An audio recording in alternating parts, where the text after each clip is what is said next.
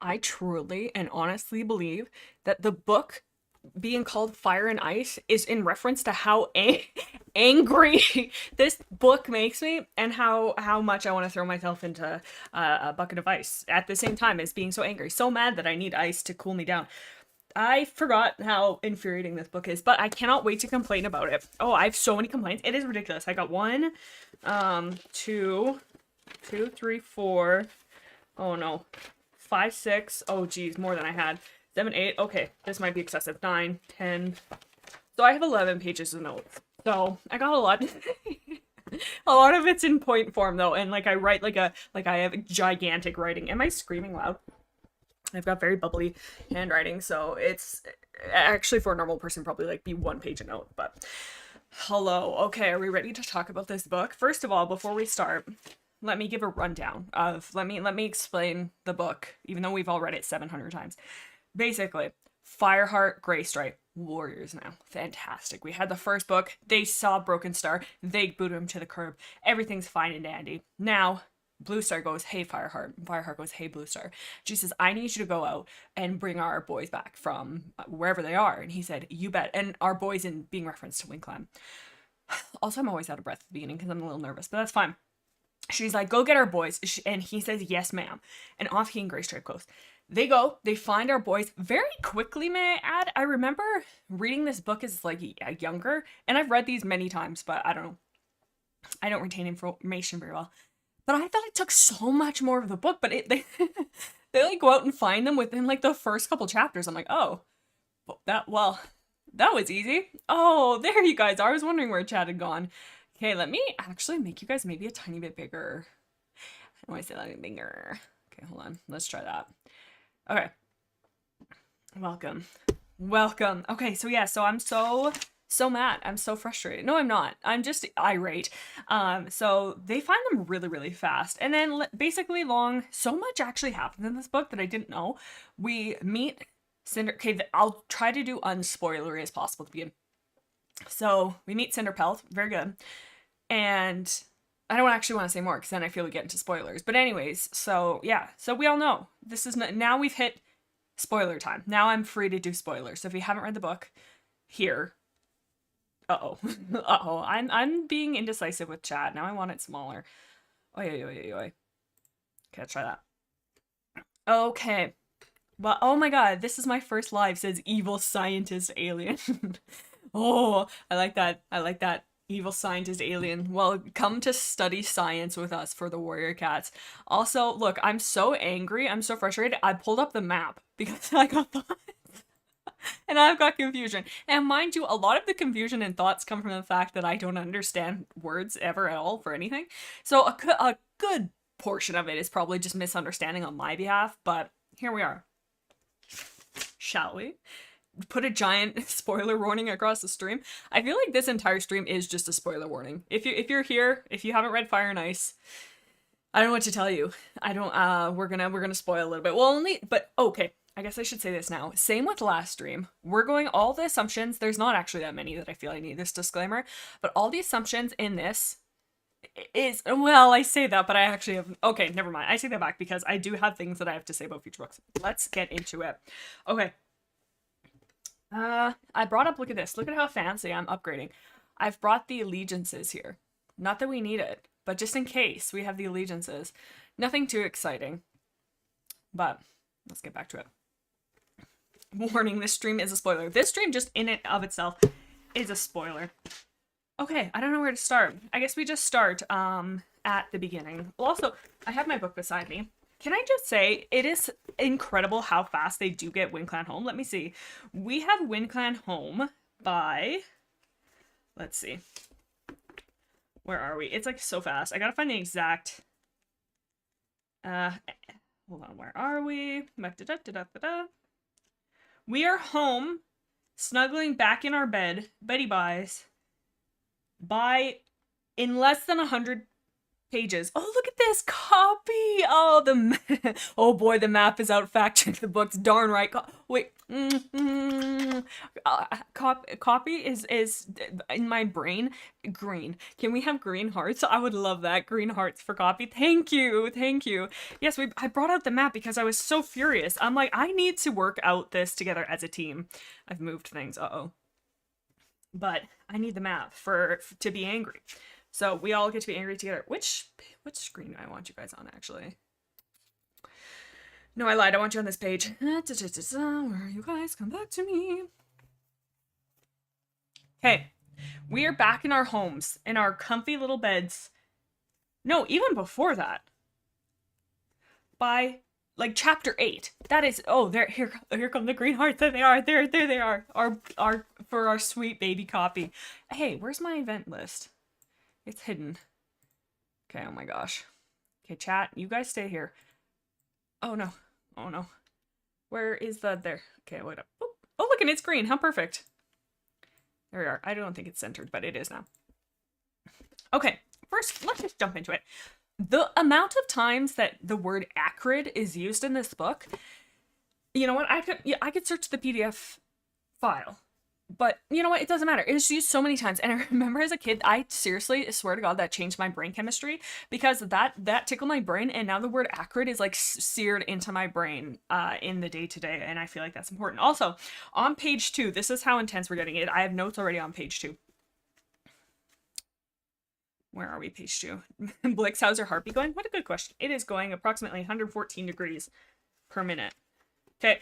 Page 2. Listen to this. Okay, so this is just the prologue. They're just like talking. This is WindClan in the tunnel, which I do have questions on that. They're in the tunnel and they're talking, and it's Ashfoot who's saying this. A tall star, a gray queen flicked her tail uneasily. Why have we come here? And then blah, blah, blah, blah, blah. We've been driven from every place we've tried to settle, Ashfoot. Perhaps we can find some peace here. Okay, very good. Peace here? Ashfoot echoed in disbelief. She pulled her kits toward her and sheltered it beneath her belly. Do we know who that kid is? I'm pretty sure I know who that little kid is. Do we? Question. I think. Do you guys have any guesses? Because I think Ashfoot, at least like notedly, only has one child. Don't quote me on that, actually. Oh, I should have had the wiki up too. I had that last time, but I didn't think. Oh, that's fine. But yeah, and so I'll get that a second. But I couldn't believe it. I was like, oh my God, that's our boy. No, we don't. I'm waiting for the comments to come in. One Whisker. Oh, Magic Watcher says that kid is Croaked. That's what I'm saying. Is that not baby Croaked? And does the timeline? But maybe no. Maybe that timeline doesn't work actually. Okay, so because they only mention him once. So if he is like freshborn, like just hatched today, and who is also born relatively? No, that actually doesn't make sense now that I think about it, because Gorsepaw is from Morningflower. I think Morningflower, whatever. It's the other queen. This is Ashfoot. This is a different queen. Very confusing.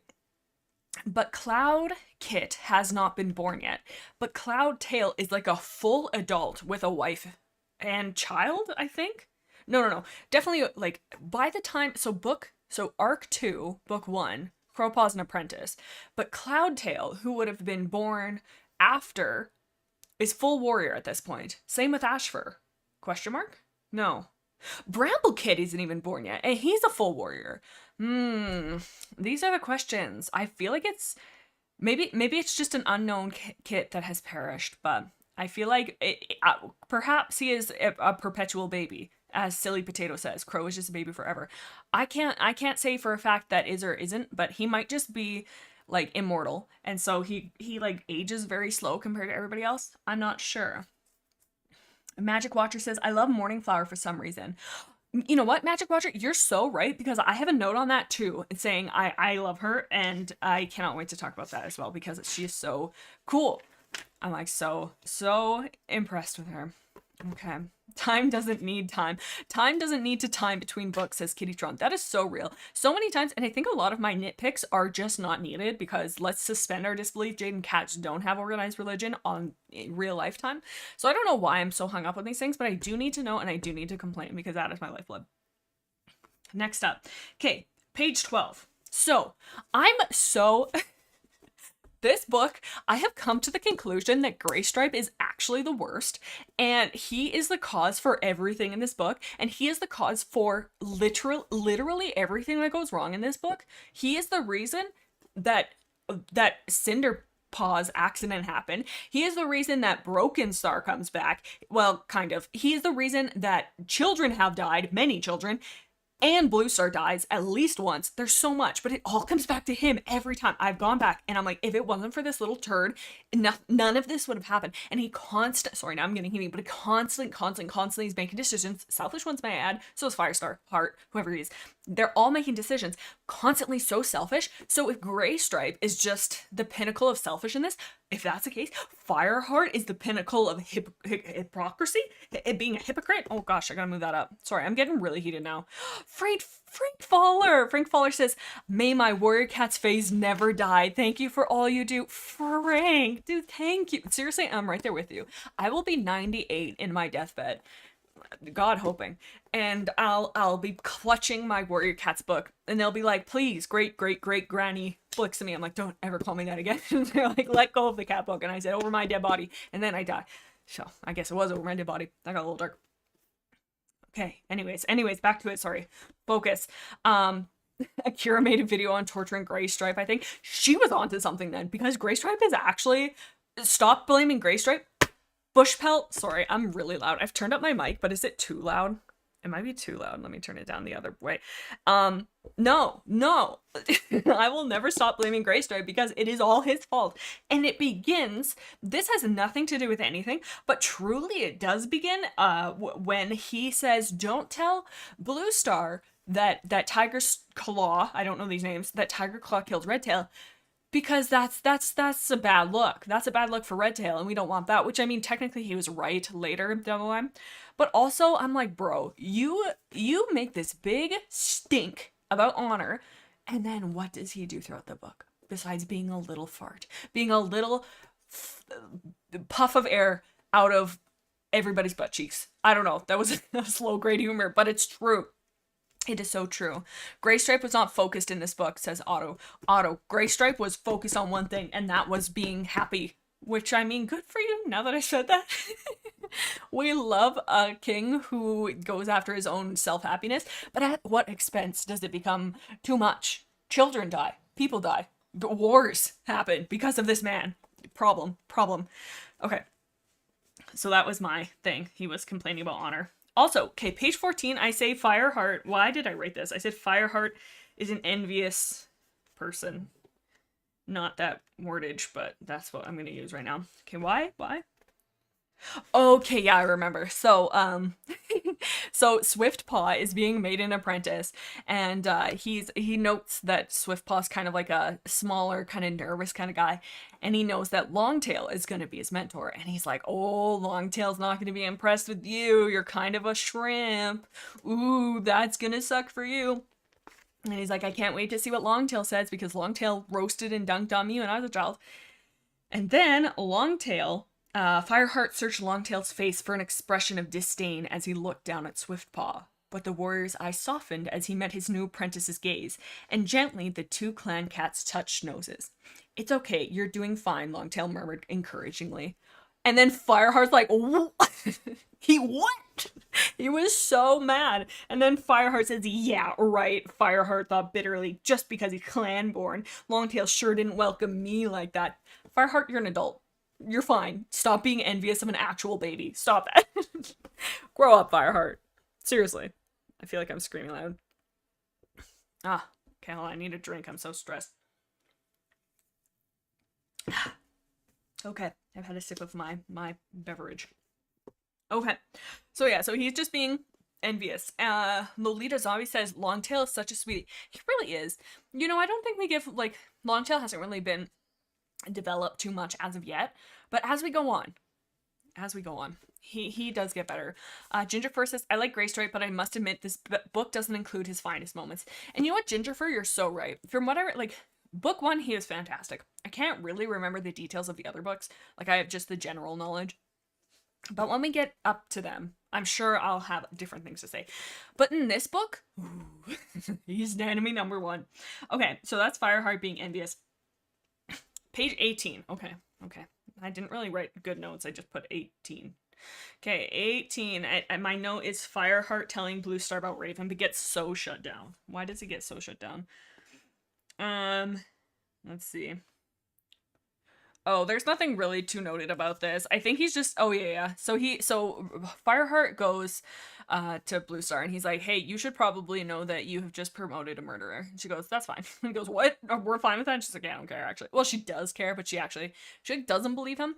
But she starts calling out Ravenpaw. She's like, he's kind of shifty though. And then he's like, And you know, I've written notes later on, we'll find, but there are points that Fireheart does start to doubt Ravenpaw's story, where he's like, you know, Tigerclaw, you know, he's treating me with respect. I have it in my note here, we'll come to it, but he's like, he's treating with me with respect. He is really strong, like the clan needs him. Maybe Ravenpaw did have something wrong, like maybe he did missee it and stuff, but it is so fleeting that it has zero worth, because like within the next page, he's like, oh yeah, but Tigerstar is actually the worst thing that I've ever seen in my life. Yeah, I want to pluck my eyes out and run it in the stream and put them back in to cleanse myself from seeing this man. I hate him. He's evil. Like, it's so like, I wish that, and I said this last stream, where I understand that it's quote unquote a child, no, not even a young adult novel, fine, sure, but I feel like there's so much lack of credit to the reader.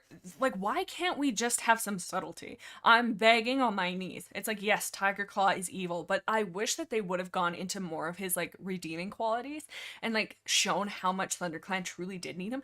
And they do that a little bit, they do, and they do like use his strength in quite a bit, but like it's just instantly like from day one we're like, this man is evil, and there's no question about it. And I just wish that we could have had some like so that the things that like Bluestar is doing and the things that these cats are doing, being like, no, Tigerstar is fine, then we'd give them some credence to it, and we'd be like, yeah, like maybe he is, like maybe the clan does need this guy, maybe he is just like kind of just dumb. But no, it's just we see it out of Fireheart's eyes and we're just like, oh yeah, he's evil. The end. Dunzo. That's it. Okay. Okay, what did I say? Page 28. Oh yeah, Crooked Star and Night Pelt being little schemers, and Bluestar shutting it down really quick. Let's see, I think that's when they were like flashing each other looks from across the way. Let's see, page 28. Page 28. I think they like share a glance. I don't know where the quote is, but yeah, so they were being little schemers. Can we call you Grandma Blix? No, I don't want to be Grandma. I'm youthful, I swear. Oh, okay, so I have another one. Okay, so page 33. I died at this. I'm like, this is so disrespectful. Sometimes they explain things in the book, and I'm like, that is so rude. And they'll like just make such just mean comments. Listen to this on page 33. They're talking. So the clan's having a meeting about how RiverClan wants to hunt in WindClan's territory. It doesn't even matter what they're talking about. They're just talking in a clan meeting, and they go, "Oh, Whitestorm says something. Sandstorm says something. Who else says something? Willowpelt." And then they comment, "The once beautiful queen Dappletail spoke up in a voice cracked with age." I'm like, okay, cracked with age. Why did we have to go so the once beautiful? They just call her ugly. They're like, this disgusting, gross, pitiful scum of the earth. It's like, please, she's just fine. She's still beautiful. How could you, books? Youth does not define beauty. It's what's in your heart that does. I'm begging you, Fireheart, stop being the worst in the world in this entire book. Fireheart, please. Oh. Okay, sorry. Focus. Okay, so I was just so mad at that. I'm like, poor Dappletail. Like, good thing they didn't say that out loud, but I wouldn't put it past them. They're kind of rude. Everybody's saying no ad. I promise,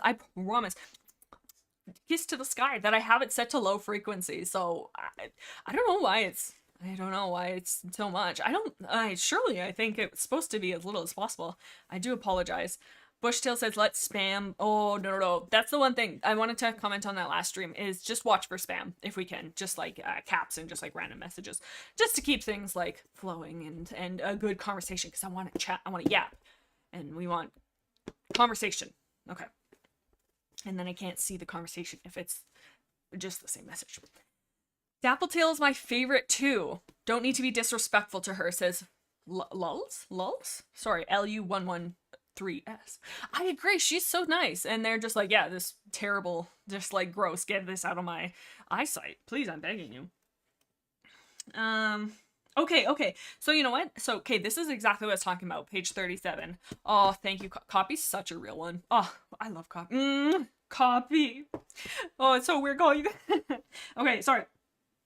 So page 37, Fireheart, wow, my writing is awful. Basically, Fireheart is going, oh, Tigerstar does treat me with respect. Let me just read you the quote. I have it right here, so I don't know why I'm not. Page 37. Oh, yes. But at the same time, he reflected. This is Fireheart, obviously. At the same time, he reflected. Tigerclaw seemed to be treating them with as much respect as he would any warrior. Was it possible that he wasn't the traitor Ravenpaw thought? It was still okay. And then he talks about something else. So they have that notedly fleeting note that he's like, oh, maybe he's not that bad, and then it's like, no, actually, terrible. Get this out of here. So I don't know. Magic Water says Tigerstar is bad. No, Tigerstar is good in this book. Sorry, Tigerclaw. You know what, Magic Watcher? Kind of. Yes, I agree with you. Yeah, Tigerclaw actually doesn't have a lot of moments. There is one moment that he is naughty boy, and it's like toward the very, very end. But up until then, which I guess I've already done so many spoilers, they're in the battle with RiverClan when ShadowClan and RiverClan gang up on WindClan, and Fireheart is in a tussle with Leopard Fur. This is really, I read this about 20 minutes ago. And he's in a fight with Leopard Fur, and he's got him on their back, and they're like, you can call me Val, dude. Okay, Val, perfect. I'm like translating in my head. So Fireheart is fighting Leopard Fur, and he literally calls out, help me, Tigerclaw. And Tigerclaw goes, nah, and he just watches him, and he like makes a note that Tigerclaw doesn't move to help him, and he's just watching him with disgust. So he's kind of crappy there, but I mean, for the most part, he's kind of and he's kind of this looming presence. But other than that, he doesn't do anything to. Well, no, actually, he does the whole Cinderpelt thing. So I guess, or Cinderpaw. Who are these people? Okay. Okay. On page 43, they make a note. So Fireheart and Graystripe are going over to WindClan's camp to like see where they are to get their scent to find out all that stuff. And they're looking around, and Graystripe says, let me go up. My pelts will blend in better with the stone. And they don't, and I don't know why I felt the need to write this down. But they don't. Tigerclaw's a girl boss. Tigerclaw is a girl boss, and he does gatekeep. By that I mean he doesn't like kitty bats. Rude.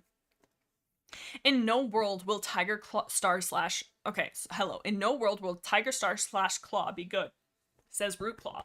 But I wish there was. I wish there was even a tiny bit of doubt, because it's just so black and white. Yeah, and I just wish there was a little bit of doubt, but that's okay. But yeah, so he's like saying my pelt will hide against the rock, and I love when they do that. Of like when they end later in the book, Sandpaw, which I have so many thoughts about Sandpaw. Sandpaw makes a note because like Fireheart's down in the dumps. He's like, everybody's memeing on my nephew because he's got such a fluffy white coat, and then Sandpaw's like, oh, but he's gonna hunt so well in the winter, and nothing will ever see him coming. So nothing will ever see him coming. And I'm like, I love when they like lean into like their natural like benefits of like when they talk about RiverClan being sleek or WindClan being like I guess lithe. I don't know, like very aerodynamic and all this stuff. I love when they do that. I don't know why, but I just like that they noted like, oh yeah, he would blend in better with this. I don't know why that felt notable. Okay, so the other thing, there's so many times my notes. Are we gonna get trivia in this stream? Says Mika. We will, but I kind of forgot a lot about it because I was so mad during this book, so I didn't write as many as last time. But I do have a few, not too many though. But there's so many times that I have notes in this that I'm just like, okay, that just makes me laugh, and it's stupid, and it's not funny, but it still is gonna make me give a little hee hee ha ha. So yeah, so the one of them is being on page 45. The quote is, "The memory stung Fireheart like a wood ant." That's so specific. I don't know why it's just that strikes me as so funny, but he's like, yes, this memory is but a small insect crunching on my backside. Ouch. It reminds me of a pain in my left butt cheek that will sear into me forever. Why? And also, I don't think we've ever heard the term wood ant before or after that, but I just think it's so funny of like Fireheart's just sitting there and he's just like really into bugs and he's like, yes, this is specifically like that one time. Not a regular black ant. No, it doesn't quite have the same sting to it. It's specifically a wood ant of the, I wish I knew the family of ant. I could be all like scientific. Wouldn't that be funny? But I don't. But pretend I did. From the blah blah blah family. Ah yes, pushes up his little fire claw. Hello, Fireheart glasses. Who is that? And he like writes it down. Could you imagine if he just liked bugs? He's just a bug collector. He's not a bug collector, but I still don't think that he knows what moles are. Oh, Moon says bring back wood ants. WTF. First of all, I kissed him. And also, we never talk about wood ants ever again. I don't know. I just thought it was funny. Okay, the other thing. Okay, on page 52. This got me so good, and I was reading this one late at night, and so maybe that's why I was laughing, but I just couldn't help but just giggle. Okay, so Fireheart. So they're I don't even know where they are. I think they're looking for WindClan at this point, but they haven't quite found them. So it's Fireheart and Graystripe. And so let me just read the quote. Does that mean we can rest? Asked Graystripe, sitting down heavily. Just until it's light, meowed Fireheart. We'll find somewhere to hide and see if we can get some sleep. Are you hungry? Graystripe shook his head. Me either. Fireheart agreed. I like the idea of him being like, yeah, are you like hungry or whatever? And Graystripe's like, no. And Fireheart's like, yeah, I'm also not. I'm also not hungry. That's really cringe if you were hungry or whatever. Just starving, and he's like, damn it. Now I'm gonna look like bad if he doesn't want to eat and I do. Fireheart, eat. It's okay. And he does it like 3 times in this book. I promise. I have them all written down. But so many times he asks people if they're hungry and they say no. And he goes, oh yeah, me. I just thought it was so funny. It just got me every time. I'm like, Fireheart, it's okay. You can munch, that's fine. That's just fine, dude. Okay. Okay. This is my question. Fire's so real for that. Also, Swanflute says Graystripe's not hungry, right? And then, so he says no, and I think because they had those traveling herbs, but then later in the book, I'm promising you, Fireheart does it again. And Graystripe goes, no thank you, and then Fire goes, that's a first, you're always hungry. And I'm like, I do specifically remember him not being hungry, but that's fine. But Fireheart, you know what, Rootclaw says Fireheart is always hungry. Fireheart is always hungry. And we meme on Graystripe being always hungry, but Fireheart is always hungry. He's a hungry boy. And that's okay. He's a growing boy. He can be hungry. But like I think we need to start pointing fingers over at Fireheart too, because it's okay. Eat. Nourish yourself, my babies. It's fine. Don't let anybody stop you from nourishing your body and being healthy. Please. Okay, back to it. So I have an important question, and I don't know why Fireheart and his waffles, oh my god, that's where it stems from. I have a very important question. So when they find WindClan, they make a note that they're under the Tangle of Thunderpath, aka they're on the highways, how I understood it. So they're in like tunnels near a highway because they make note of how many there are. But then, when I was a kid, I'm like sitting there and they talk about many times, they're like, there are 2 legs sitting around a fire, they're like talking and stuff like that, and there's so many of them around there, and the cats are sitting with them, and they hear them, and they throw bottles at them, because they talk about them throwing something, and then it exploding into splinters behind them.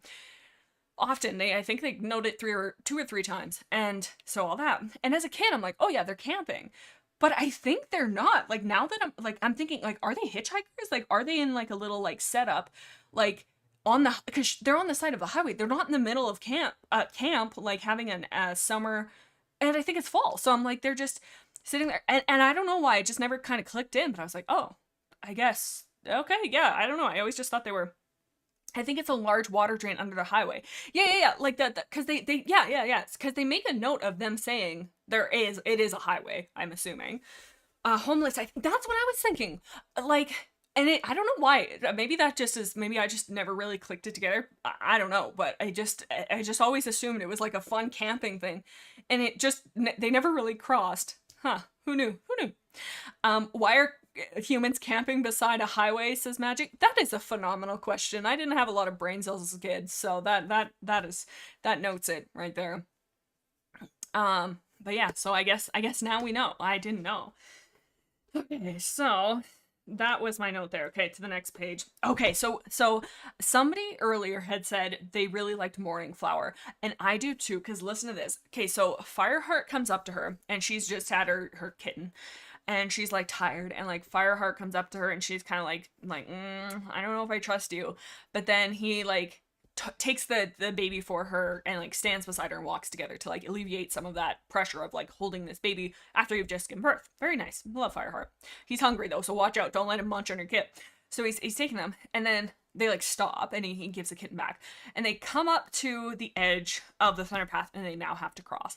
And so they're crossing in groups, and then when it comes up to Morning Flower to go ahead and cross, Fireheart turns to her again to pick up the kitten so that he can run with the kitten, and she can run like and not be impeded. But listen, this is what she does, and I was like, hell yeah, that is so badass. Hold on. I have just the page, not exactly where it is. Oh, it's the next page. I lied, it was page 66. No, it wasn't. Where is this? Oh, yeah. Okay, so he goes to get it, so I'll read this quote. Tell us when it's safe to go, Graystripe. Fireheart leaned forward to take Morning Flower's kit, but she pulled back, her ears flat. Fireheart looked deep into her frightened amber eyes and understood. She and her kit would live or die together. I read that so wrong. She and her kit would live or die together. So she's like, I will be the one crossing, because if anything bad happens, I'm going out with this baby, and this baby's going out with me. And I'm like, dang, okay, whoa. And I'm like, that is so, I don't know. I was like, that just caught me. I'm like, that is so sick, but also kind of like so sad. I don't know. I was like, that is just so good. I really like it. So, okay. That's okay. On page, I don't know why I've written this down, but apparently I thought it was funny. On page 69, it makes a note of, they see Ravenpaw. They've met Ravenpaw again. What happened to the skinny, scared black apprentice? This cat was plump and sleek, and his fur, usually so dull before, now shed the rain like a holly leaf. That's our girl. There she is. I don't know why I felt the need to point that out, but here we are. So yeah. Rootclaw says this baby is not living if I don't live, and that's what I find funny about it, because it's like, you think about it, it's like, oh, if this baby dies, I cannot go on living without it, and therefore, but on the flip of that, it's like, girl, but also, so that was funny.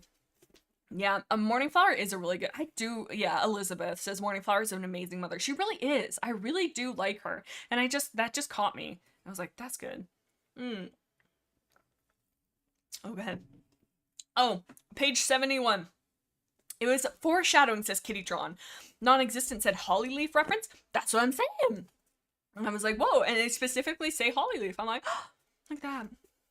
Graystripe and Fireheart were so in love with Raven for a hot second, I swear. Honest to God, Val. Like, they love him. I don't know. Like, they're besties. Besties for the resties. And then Moon said, Ravenpaw is surprisingly forgotten on average after book 1, unless they need more contrasting stories about how Tigerclaw killed Redtail.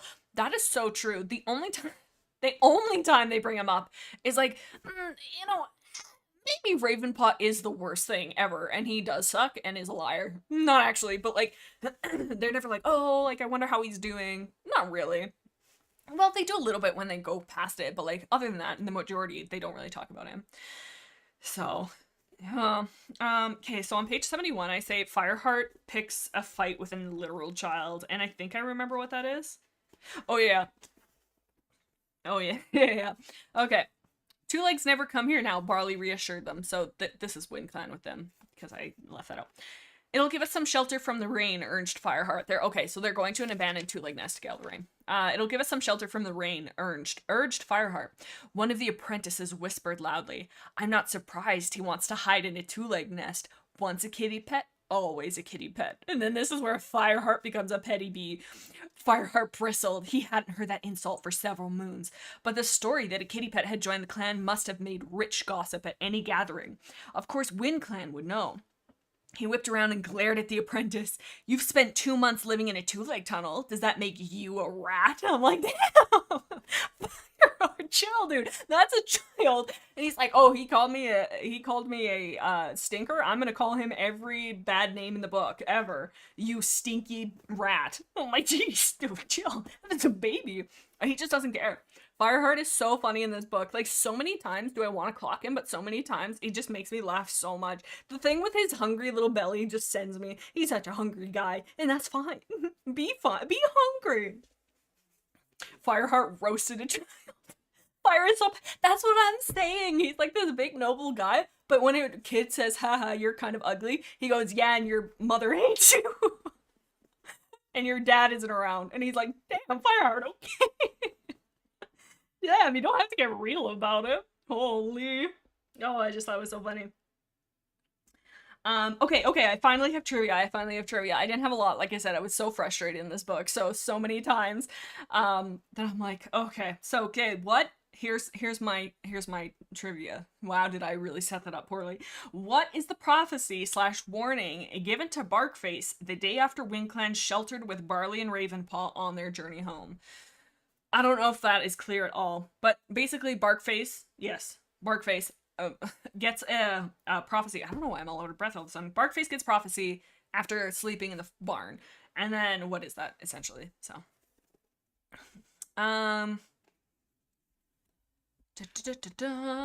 when's your next song, says Bailey? That's a good question. I got a couple in the works that I'm like dragging my feet on, but hopefully soon.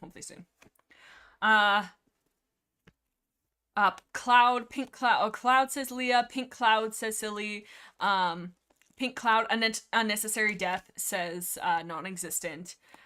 Yeah, honestly, that is exactly what it is. It's essentially they see a bunch of pinks, I think pink or red clouds, and they said, "There's trouble ahead. This day shall bring unnecessary death." And I'm like, okay, fine. So I don't know. That was my trivia. I'm like, I think that's kind of easy, but yeah, okay. Oh, this is why I have my map, because I'm mad. I'm so mad, and I need somebody to walk through this with me, because I don't understand. Also, Moon says, there's nothing wrong with Raven X Barley. Raven's an adult when he moves to the barn. Fire and Gray are made warriors like 2 seconds later. I agree, and they note that Barley is a young guy. Like, they say, oh, the young Tom, blah, blah, blah, blah, I think in the first book, or maybe this book. But they do, and I was like, oh, I thought he was older, but no, they specifically make note of it. I'm, like, pretty sure. So, no, I agree with you. The ages in this book are so wacky. I'm so mad. There's Sandstorm teeth. I'm so mad. Okay, welcome to my map. I'm so mad. Okay, here it is. It's covering chat for a moment. Okay, here's my problem. Fireheart. Okay, so they're home. They have WindClan in the camp, and now Fireheart and Graystripe need to get back to ThunderClan. Okay, so they're currently in WindClan. Oh, nope. Hold on. I need my freehand brush. Okay. So Fireheart and Graystripe are currently in WindClan. Is this showing up? It is. Okay, so they're in WindClan. Very good. They need to get home to ThunderClan. Very good. Okay, so the idea is that, let's switch to yellow. So the path that they're given, they say, go to Forgeries. Oh, you cannot see yellow at all. Let's do orange. So I'm like, okay, so they're like, you go to Forgeries. Very good. You skirt Forgeries. Okay. And then you go into ThunderClan. That seems like a good path. That makes sense. We're gonna go to ThunderClan. Fireheart suggests they cut through RiverClan to get home faster. And may I just show, let's do blue for RiverClan, because that feels fit. So the RiverClan territory, from what I understand, is about like this, and like this, and like this. Kind of the river too, I guess, is theirs too. So the river, I guess I'll put on. And then they kind of have Sunning Rocks, kind of don't. I think the river is what divides their territory. And then this is kind of like a question mark zone. So we'll do this as gray for now. Well, I can't really see it. Doesn't matter. So we don't know where it is, okay? Okay. So you had them walk through. Is this water? I thought this is a road though, right? Hold on. Maybe I did make them walk through water. Because I thought that this was all Because they say to go through here and then skirt the road. Or is this water? Where's water? Okay, oh, right here. Is this the water? Oh, that changes things. Can they not jump this? Is maybe it looks small, but maybe. Okay, hang on. Moon might have changed my mind because I was getting all mad because Fireheart is like, oh, like if we do, oh, interesting. But I think this Moon is saying that this is the water. Oops, they're that close to the river. Okay, so that's the water. Okay, so maybe they can't go that way. So I guess, but so are they wanting to cross this bridge? Because where's the gorge? Is this the gorge? Yeah, surely this right here. I need different colors. This is very confusing. So this is the gorge. This is the water. Okay, okay, so I guess the best place for them to cross then. Okay, we gotta clear this map here. Hold on. Okay, so RiverClan, WindClan, so that's a goal. Trying to get there. This will say, let's do light blue. Whoops. Light blue will be RiverClan's territory. And the river too. And then we think, okay, you know what? That is so bang on, Moon. I didn't even realize that. So this is water. So we'll just say they cannot cross the dark blue. So this is all water here. Yeah, okay. Okay, that changes things. So, because Fireheart's suggestion is they cut through RiverClan to get home faster after bringing WindClan home. And I was all mad. I was like, why? Also, is this the new map though? The old map might be more accurate picture. This map is the yeah, this map is the one that is in the book that I have, at least. It's the newer book though. It's like the one with the new cover, so it might be different. So I guess that is valid. Okay, but Moon has changed my opinion completely. So I guess if they can't cross here, the only way to cross, that has to be it. Moon, you have to be right. Cause then to cross, they would have to maybe cross this little bridge. Wait, do they think this is the gorge? Do they think the bridge is the gorge? Surely not. Do they talk about that? Because, like, where... Sorry, apparently this is very important to me. Okay, so hold on. Let me do in red where they can't cross. So they can't cross here. So the goal is that they go... So how would they want... So if they were to go to Fort... Because the original path, they do note. They're like, they told us to go around 4 trees. So unless they maybe meant, like, up this way into the camp, like that. But it to them would be faster if they went this way? They live in the gorge? Oh, it's very confusing. It's very confusing. And it truly doesn't matter. It doesn't, but I like had to flip back and I'm like, because to me, and you know what? When I was writing those notes, Moon has changed my mind because I thought, oh, that's so dumb. Like, it's just a straight shot, whereas they would have to go like around that way. But that makes a lot more sense if they cannot cross here. If they had to cross only at these 2 points to get over the water, then, but even then, but I guess they probably don't want to cross on the Thunderpath because the Thunderpath's like a widely traveled road, whereas I think this is just like a little side gravel road, I think. Yeah, because I don't think it's, like, this is like, let's do red. This is like a main traveled, I don't think it's a highway, but I think it's like a main road. And then I guess they can travel. I have another concern about the map that I'm going to bring out later. This is very important. So there are stones at Owl Tree to cross. Oh, yoy. The gorge might be a little up near the falls. So right in here, I don't think I ever really understood the gorge. I just kind of went, ooh, can I post? Yes, I think here, let me click that. I don't know, where's that going to open? Let's see. Yes, go to site. I would trust any link that Moon sends. Oh no, it's broken. It's a broken picture. Oh no. Okay. Damn it. Whoa, where's my thingy? Okay, there we are. The gorge is really confusing. I just, okay, I think, okay, it's getting real confusing, and I'm not helping making this any more less confusing, because I'm just making a problem. So, okay, so here's the thing.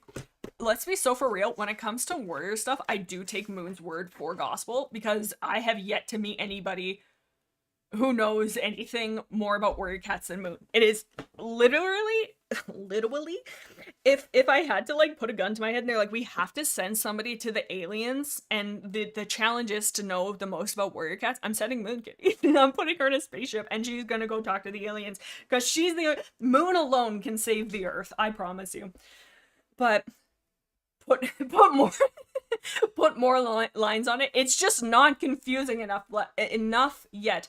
So I think the way it makes sense, and I mean, obviously there's some suspension of disbelief for a lot of these things where it's like, okay, it doesn't have to be exactly perfect. But I think to make it make sense is if they didn't want to cross the Thunder Path, because that feels like a quite a process. It's scary, it's dangerous. So I think they would want to cross. Here, let's go back to orange. They would want to cross on the orange spots, but this spot is safer and would take maybe less time. So I guess instead of going up and around and skirting this and then, well, they don't even cross this way though. In any case, I'm all mad because I thought it was going to be like this when it's going to be like that. So that's why I brought my map up.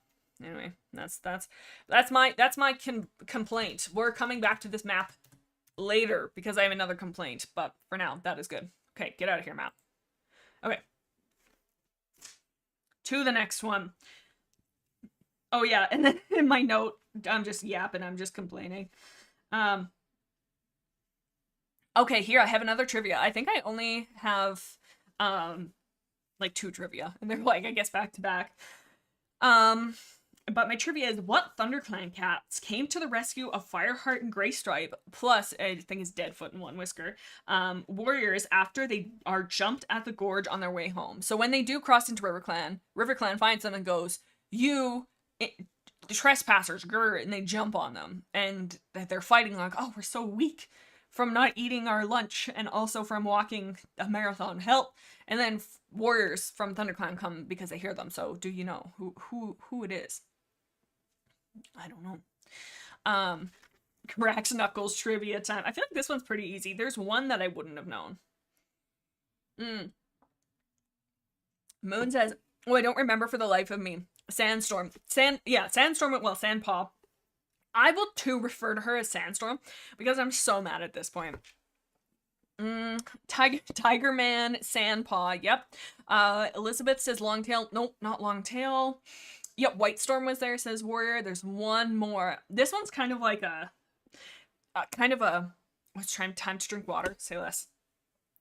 One is kind of like what's the word I want? Just rando. Like I wouldn't expect this person like. And also this person is really a nothing person. I shouldn't say that, but they don't do a huge amount, I don't think.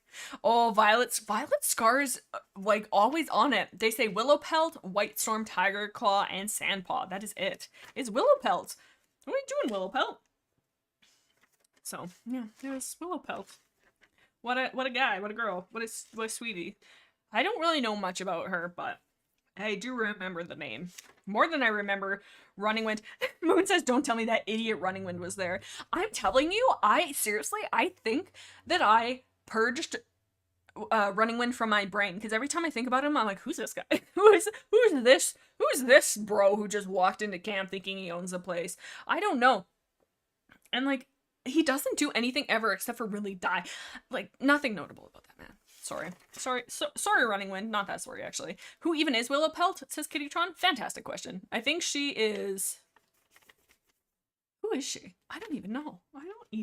She's just a guy. Page 86 is where Fireheart saves Sandpaw.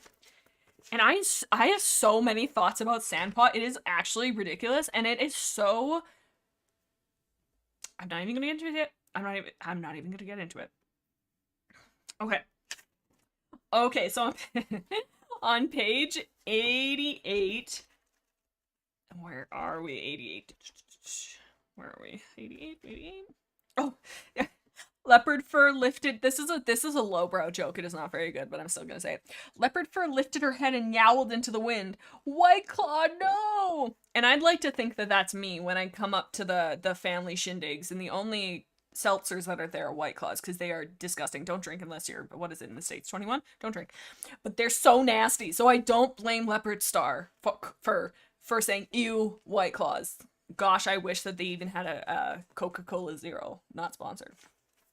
I get you, girl. They're disgusting. Sorry if you guys... That's like... I don't think they're in Sask here, but they might be. But I've never actually seen them. But LaCroix? Maybe? Maybe they do. I don't know, but I just know it's... kind of like flavored sparkling water. No, get that away from me. Ugh. So I don't blame you, Leopard Fur. I truly don't blame you.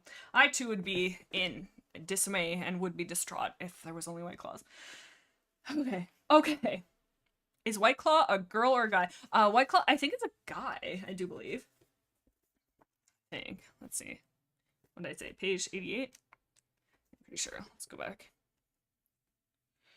Let's see. I don't think it, I don't think it actually ever says. Actually, let me check the allegiances. What a good idea. River Clan. White, oh, I guess they never specify White Claw, Dark Warrior. I thought it was a Tom, but I could be wrong. Okay. No, they have that stuff here and it's gross. Moon, right? They're so nasty. I don't want to drink that is but a thought of a taste. Ugh. Nasty. Don't like White Claws, don't like LaCroix. Give me a ginger ale and I'm smiling. Okay, page 92. Blue Star always has the strangest reactions and timings. And I say this because when Firepaw, when they found him eating the rabbit, having a beautiful lunch with Yellowfang illegally, and he's eating the rabbit, Blue Star, she's like, time for you to get punished, you brat. Brings him in, and he's like, and she's like, your punishment is being my star pupil. I never train anybody, and this is a high honor, and that you are bad, but that's what I'm gonna do. That's not the punishment. And I think the goal is that she's gonna keep her eye on him, blah, blah, blah.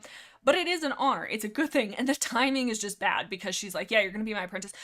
You're also in huge trouble and you're gonna take care of Yellowfang. But you're also gonna be an apprentice. So that's very good. So that was the first one. So this second one is after Fireheart and Graystripe come back after like tossing White Claw out of the cooler and into the grass. They say, that was bad. You've made a bad decision. Naughty. You shouldn't have crossed there. But also, it's time for you guys to get an apprentice. It's time. It is time. Have a little child here and teach them the ways of the warrior code. It's a long honor. Very good. And I'm like, oh, okay. Sounds good. What strange timing. Hold on one moment. I just need to have a drink.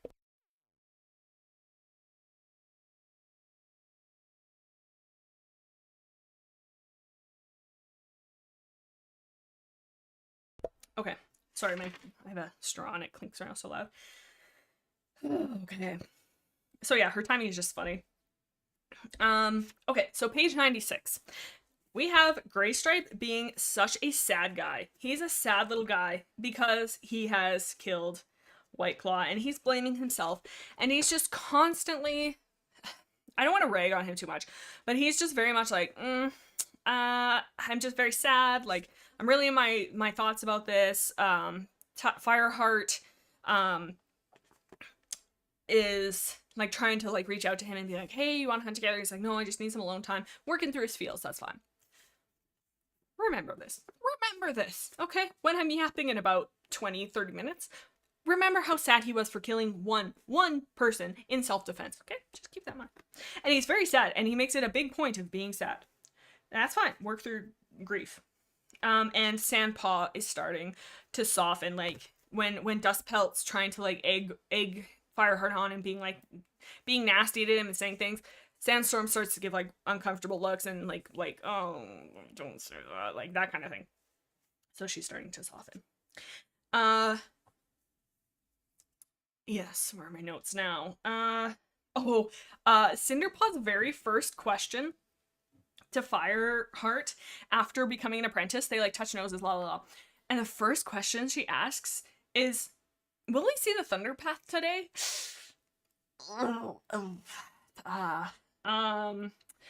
Yeah, so that's so good. I saw that like, okay, so here we are again, page 101. Yet again, Fireheart is asking if someone is hungry and they are shutting him down. We have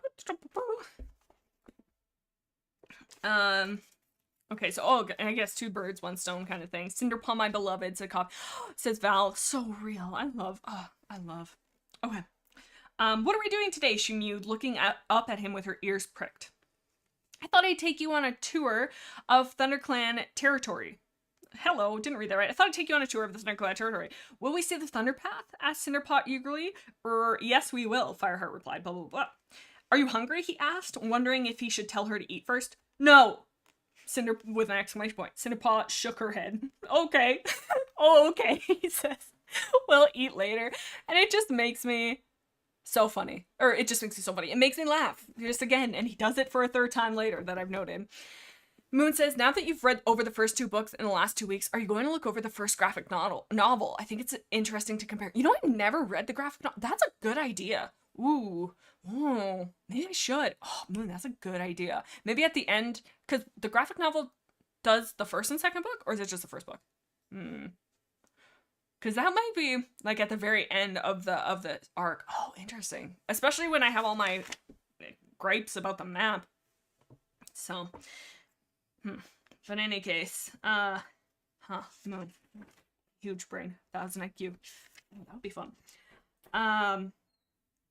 Oh yeah, page 105, Fireheart, pranks Cinderpaw, sorry, with an owl pod. I'm like, you little pranksters, and he's like, oh, welcome to my YouTube channel. Today we're gonna be pranking a child. Ha ha ha, we're gonna make her smell something stinky. Tune in next time. We're gonna make her smell 2 stinky things. Like and subscribe. That's Fireheart's channel. And then not 2 seconds later, he continues his pranking career by roasting her. I can't remember what he says. Let me see. Oh no, he doesn't roast her. He roasts Small Ear. Listen to this. He's working on his YouTube career. They go over 2 books each. Are there 2 out now? So they have book 1 and 2, 3 and 4? Ooh. Oh, maybe I should wait till all of them are out and then do another whole series. Huh. Oh. Dude, I want to say, and I keep meaning to, okay, focus, Jane, focus. Okay, sorry. Oh yeah, so this is his pranking career. He's getting ready. The Great Sycamore. Fireheart decided they traveled through the woods as the sun rose into the pale blue sky, crossing a 2-legged path and another tiny stream. Eventually, they arrived at the Great Sycamore tree. It's huge, Cinderpaw gasped. Small Ear said he climbed to the top branch when he was apprentice, Fireheart mewed. No way, mewed Cinderpaw. Mind you, when Small Ear was an apprentice, this tree was probably only a sapling. And then he adds in 700 special effects, the what is that thing called? Air horn. And they're like, oh, he's like, next time on Fireheart's pranking channel, we're gonna be putting a pie in the face of Dappletail because she was once beautiful, but not anymore. It's just so mean. He's so mean. Okay, let's see what else. So page 9, page 109, we see Princess for the first time, and I've written that Fireheart is once again hungry. He's a hungry boy. Hungry Fireheart. Where are you, hungry Fireheart? Oh yeah. Now, so they essentially chased Princess away. Well, Cinderpaw did. Paw, who are you? Now come on, I'm getting hungry, Fireheart says as they go back to camp. He's just a hungry guy. He's just a hungry boy, and I love that. Okay, my next page. God, I have so many notes. I gotta speed this up. Oh my god, we've been going an hour. I'm going so slow. I'm not even in... We're barely in the hundreds. Okay. Okay, here's my other complaint, and I think I talked this through with myself after, and kind of, like, I don't know. But before I get into this, I would be curious to see your guys' opinion. When Fireheart, Rusty, when he was a baby, how old do you think he would have been when he was taken away from his mom, his littermates and his mom? Because when he is an apprentice, he is noted to be, I think, basically the same age as Graypaw. And Graypaw, on his first day as an apprentice, or first day meeting him is his first day as apprentice. So Graypaw, I think we can pretty much pin down that Graypaw and Fireheart are 6 moons when they meet together. I don't know why I said it like that. That was kind of clear. But anyways, so he is 6 moons old when he first joins ThunderClan. He said that he has been at his 2-leg home. He says countless nights because he goes, the countless nights spent at my garden, the countless nights that blah, blah, blah, blah. Like, he has been at his 2-leg home for a while that he knows. Like, I don't think he's been there for years, obviously, but he's been there for a while, okay? So that's what makes it. And when are kittens weaned? I don't know. 8 weeks. Like, so he's young enough that he doesn't recognize Princess. So he's, I don't know. I think I'm talking myself back through it again. But like 3 moons. See, Fireheart is 5 moons when he joins ThunderClan. I think Rusty had a decent amount of time living as a house cat. Probably got given away as an 8-week-old kitten, as is normal. That's what, okay, so he's baby. He's just tiny. So he doesn't, and so how old? Okay, actually, hang on. Now I think I've logicked this away. Because how old would have, and there's a reason I bring this up. How old were Stonefur and Mistyfoot when they were taken out of ThunderClan? Like, only, like, they were old enough to walk, right? Were they old enough to talk?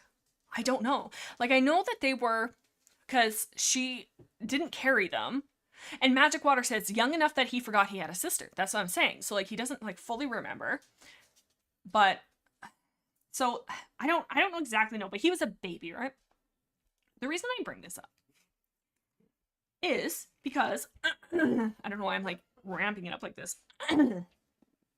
Is because Fireheart sees Princess and he goes, you know, she seems familiar. There's something about her scent that's familiar, like something's going on. Old enough to walk and old enough to talk doesn't mean anything in Blue Star's prophecy. Oh yeah, didn't they like pop their eyes open? They're like, math equations, goo goo gaga, calculus. I think, but anyways, the reason I bring this up is because Fireheart from a distance sees Princess, and he's very young when he left her, and he is laying in bed all of a sudden, or laying in bed. My God, sorry, one moment. Sorry, I got a frog in my throat. Too much yapping. He's laying in bed and he like jolts up and he goes, "That's my sister. I remember her scent. It hit me. That's Princess. That's my sister." Very good. But he was young. So how are Stonefur and Mistyfoot not able? Because and he's noted. Like I remember that scent anywhere. The scent of my mom. The scent of my siblings. Like you would think that like if Stonekit and Mistykit were old enough to walk, surely they would be old enough to remember a scent, right? So I don't know. I just feel like there's just, and again, this is not important at all, Jayden. This is not important. I don't know why I feel the need to bring this up because it doesn't matter. But I was just like, Fireheart has an incredible memory. Here's my thought. He either has an incredible memory or a weird thing with scent because he's constantly talking about how people smell. I'm like, Fireheart, that's a little weird. He's talking about scents a lot. You don't need to hate Blue Star's Prophecy to read the first page of the first chapter of Blue Star's Prophecy. I don't know, man. Like, and I get that the ages. I don't know. You're right. I just shouldn't think too much into it. But I'm just like, what is going on? It's not important, Jayden. And the reason I bring up the scent thing is because on page 116 he goes up to Princess and and one of the very first things he says to her, which is not the way I personally would open a conversation, but to each their own, I do suppose, is, "I dreamed of your scent last night." Fireheart, of all the creepy things that you could say to somebody to open a conversation, that is at the top, like one of the top no things to say. Not great, not fantastic, but who am I? Who am I to judge? Clearly it's working for you. You're a very popular guy. Maybe I need to start telling people that I've dreamt of their smell. But I feel like it would not go the same that it would for you. Okay. That's a good point, Moon. This is the same thing that happens with Holly, Jay, and Lion. I read that backwards. They don't remember that Leafpool nursed them, even though they were 1 to 2 moons old. And I didn't even think about that. I think Fireheart just has a really good sense of smell. It's gotta be. It's gotta be. It has to be. Also, it shook me, that, I don't know why, but Sandpaw and Cinderpaw, and also, by that, Dustpaw and Brackenpaw were all apprentices at the same time. Not crazy of an issue, but it's just kind of like, oh, that's weird. I never really would have thought of that. Sorry, I just had a little drink. But yeah, I was like, oh yeah, that, I guess it's true. Also, my next question is, who at this point owns Sunning Rocks? Because last I recall, so when we first see Into the Wild, in the prologue, they lose Sunning Rocks. Right? They lose because Redtail calls them back, and they lose Sunning Rocks. And then do they get it back after Redtail dies? At that battle that Redtail, is that considered a win? I'm not sure who actually owns it at this point. I'm not sure, but in any case, they're at the Sunning Rocks. Okay. Here's where I get really, really mad at Graystripe. And this is where I just start screaming into the void. So Graystripe has spent moons, I don't actually know if it's that long, he's been a long time moping, being like, I killed Whiteclaw, it's my fault, the clans are at odds with each other because of me. Had I not accidentally in self-defense pushed him over a 100-foot story building and he splatted on the ground, none of this would happen. And he's just so sad. He says, oh my god, oh, if I could change the past, I would. What have I done? Instantly, after running over onto RiverClan's territory, chasing Cinderpaw, goes by, runs across the border, not knowing that it's RiverClan. She goes, and they're like, oh my god. And they run up to her and they catch her and they're like, Cinderpaw. And then Fireheart sees a vole, I think, a water vole run by. And he's like, oh no, the apprentices are going to go catch it. And he's like, oh phew, no they're not. But then it's like, oh, Graystripe goes, runs after this vole and catches it on, or tries to catch it on, no, I think he does. I don't know. But he goes after this vole on RiverClan's territory, knowing it's RiverClan's territory. So he's spent all this time being like, oh, sad, because he's broken the warrior code, to instantly break the warrior code. That's fine. Graystripe, you're a little ding dong, but it gets better. So he goes after this vole, and then guess what? Boom. Into the ice. Psh, wow. So nothing makes you hate Graystripe faster than reading the actual book, or faster than reading the book. That's what I'm saying, dude. I wanted to just like wring his little neck this whole book. Okay. So he, into the water, help, I can't swim. And I was like, no, Graystripe. So he's going out of the water, Silverstream, like a superhero, grabs him, throws him onto the bank and said, stop drowning, you fool. And he goes, okay. Okay. And so he's fallen into water and met Silverstream because of his own dumb choice of hitting this vole. And this is where it all comes back to him, okay? So first of all, had he not chased this vole, he would have never fallen into the river, period. So anyway, all that stuff happens with Silverstream, and I'll get back to that. But then he comes back to camp and he's shivering, so cold, and he develops a cough because he's gotten this cold, and he's like obviously wet and chilly. So he goes in the medicine cat den. And so kind of going backwards, so then also he's flirting with Silverstream, not but 2 seconds after almost dying, and I do think that I do have to give him props for that. He does have charisma. He's got the flirt in him. But yeah, so he goes back to camp, and then he does not keep himself safe or like keep himself healthy by continually going out to see Silverstream. Constantly. Gob. Oh, she hit her nose on the fan. So he's like constantly. So he keeps going out, and he gets his cough, and the cough gets worse. And guess what? That cough starts to spread around ThunderClan. Oh no good. So it starts as white cough, and so his selfish decision. He is so sad that he has killed somebody by accident, but not so sad that he's created this big sickness in his clan. No good. And they say, oh, white cough always comes around. But come on, this one was a direct one from him. Also, S-Fox says, I keep forgetting what everyone looks like. To me, nearly all cats are just empty cat shapes with names flat slapped onto their bodies. Is that just me? That is so fun. I love the idea of them just wearing, hello, I am, and then their name, but just a shape of a cartoon cat. Oh, I like that. I feel like I can like kind of have them in my head, but that is funny. Isn't that, what's that called where you like picture an apple? But thank you so much for the £6 is that pound donation. Thank you. If there's fox emojis, I would love to see some fox emojis. What the heck was I yapping about? Oh yeah, so he makes this cough go around the camp. So I'm kind of skipping ahead just a little bit, but after he gets this cough, who gets it? Some babies. Oh no. Who else gets it? Bluestar. Because Bluestar is like helping the sick, and so she gets this cough. What happens? She gets green cough. Oh no, this green cough. Many things happen between now and then. I'm jumping the gun quite a bit. Oh no, she's got green cough. What happens? Tigerclaw needs to meet her. Well, she can't go because she has green cough. Why does she have green cough? Because she got white cough. How did she get white cough? She was helping the sick. Why are they sick? Because they got white cough. How did they get white cough? Because of Graystripe. How did Graystripe get white cough? Oh, he went and he got prey on a camp that wasn't his, a territory that wasn't his. Dumb. Bad. His fault. It is his fault. So what happened? Cinderpaw goes in Bluestar's stead because she can't go. Because she's sick. I'm not doing it all over again. But anyway, Cinderpaw gets in an accident. So it all comes back to Graystripe. Yet again, dude. Yet again, he comes back. Can you believe this? I can't believe this. So not only, and a kitten ends up dying. I don't know if it's from the sickness, but I'm pretty sure it is. It's one of Brindleface's kittens, and that's why she ends up taking Cloud Kit. Because I think it's Frostfern says, or Frostfur. She's like, I know this won't replace your son, but this kit needs you, kind of thing. So I think he did die to white cough. So Graystripe doesn't blink, doesn't even like care that a child Bluestar have, well, Bluestar not really, but kind of Bluestar lost a life.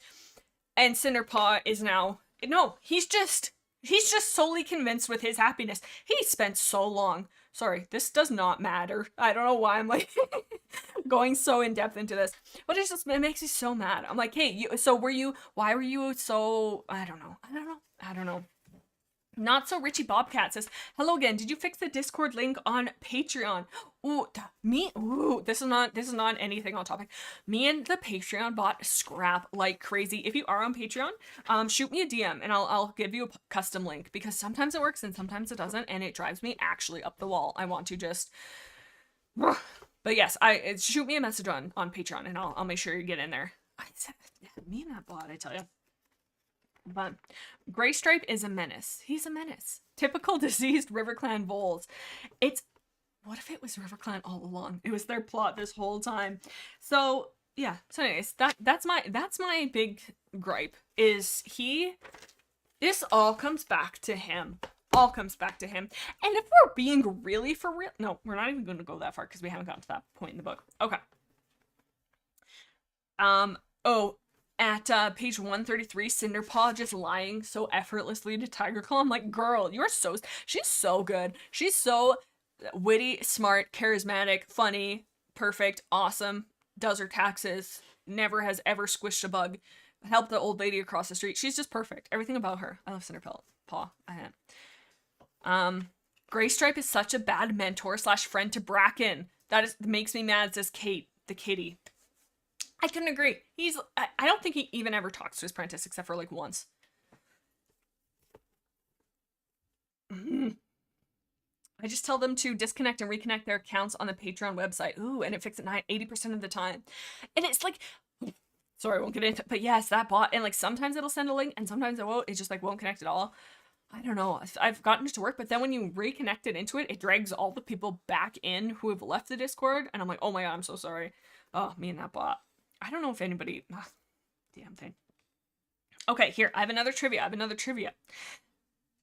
What did Yellowfang dose Graystripe with? I say dose because they also said dose. What did Yellowfang dose Graystripe with to help with his chill? There's two things. While we do that, I'm gonna have a drink of my pop thing.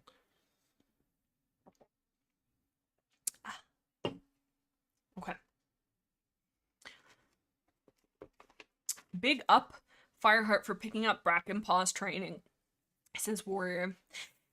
He did, but he also didn't, because I have gripes about Fireheart as well. He's just, Tic Tacs. Moon got it. Moon. 3 Tic Tacs and a stick of gum. Catmint, says Warrior. Nope, not Catmint for this one.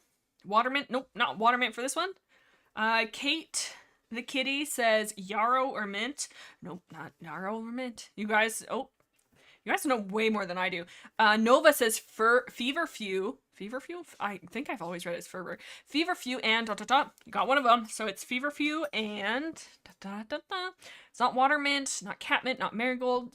Leah, the tin can, says deathberries, hopefully. No, but I mean, after this book, it makes me want to...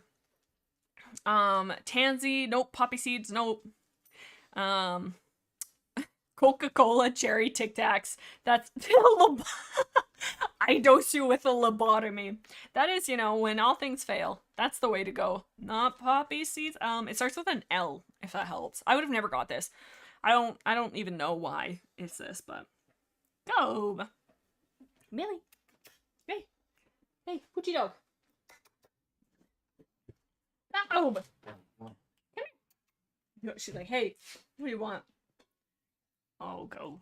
Borage, Yarrow, nope. I don't know. I would not have even gotten for Feverfew, to be very honest. I don't even know what this is used for normally. Oh, Leah, the tin can says lavender. Lasagna, 2 people in a row said lasagna. That's so funny. It is lavender. I had no idea. I had no idea. Liver. That's so funny. I like the idea that it's lasagna. How did you two are like on a brave brain wavelength. Holy cow, brave. What? A brain? Hello. Rewind, stop, pause. Collect. On a brain wavelength. Got it first time. Yeah, so it was freaking lavender. Don't even know why. Okay. Also, page 136, we have Fireheart. Always going to see Princess every day.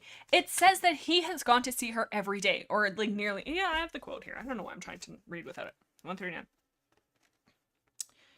Where is this? 130. Oh no. Yeah, 136. Oh, I'm on the wrong page.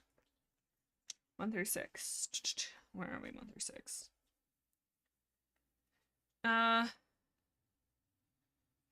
Oh, this is not even the right page. In any case, he like talks about how he goes to see her nearly every day. It's like, oh, I went to. I can't remember exactly what he says, but he's something to the effect of like, even though I've gone to see Princess, every day, or nearly every day, something. It doesn't matter. But he's seeing her a lot, to the point where I can note that it's like every day.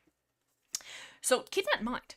Keep that in mind. That he is every day seeing somebody he's not supposed to. Apparently it's against the warrior code. I think. I don't know. But he's just like constantly, he knows he's not supposed to because he feels guilty. He's sneaking away and he's not supposed to see. And sorry, did I say Graystripe? I meant Fireheart. He's going to see Princess 24/7. Okay? What if it was an alternate universe where Graystripe fell in love with Princess? Oh, at page 146, I know that this isn't it, but I do think it's funny. This is like normal way of speaking, but I like to think that Fireheart just accidentally turned into a caveman for a minute. Because he says, let me read the quote. As Fireheart dropped the chaffinch? I don't know, I have only ever read that word. I never say it out loud very often. Beside his friend, Graystripe sneezed. Cold no better? As Fireheart sympathetically, and I know that's totally normal, but just reading it like that, I don't know why now, even now that I'm saying it out loud, it's something funny. But in the moment, I'm like, oh, caveman, Fireheart, cold no better. I don't know. That's just fun little whimsical time.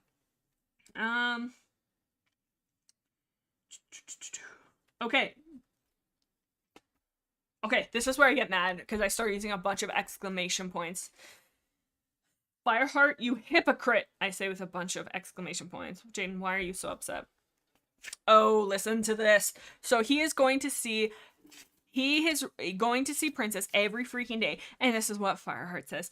Fireheart's hackles bristled with horror. How could Graystripe be so stupid? Disrespectful, but you're correct. He was breaking every part of the warrior code by meeting this cat from another clan. Hey, Fireheart, how about we replace that with meeting a cat that's not in the clans? Huh? Question mark? Punching? Graystripe! Fireheart hissed as he sprang from the bushes. The 2 cats spun around to face him. Silverstream's ears flattened angrily. Graystripe just stared at him, startled. You followed me! Fireheart ignored his stunned meow. What are you doing? Don't you know how dangerous this is? And then, actually, it's funny, because immediately after this, I thought it was so funny. Silverstream on multiple occasions pulls the, do you have any idea who my father is? Like, so many times. And I'm like, girl, and she's doing the whole my dad owns Nintendo. Listen to this. Silverstream spoke up. It's okay, there won't be a patrol here until after sunset. You can't be sure of that, can you? As if you know all your clan's movements, Fireheart growled. Silverstream lifted her chin.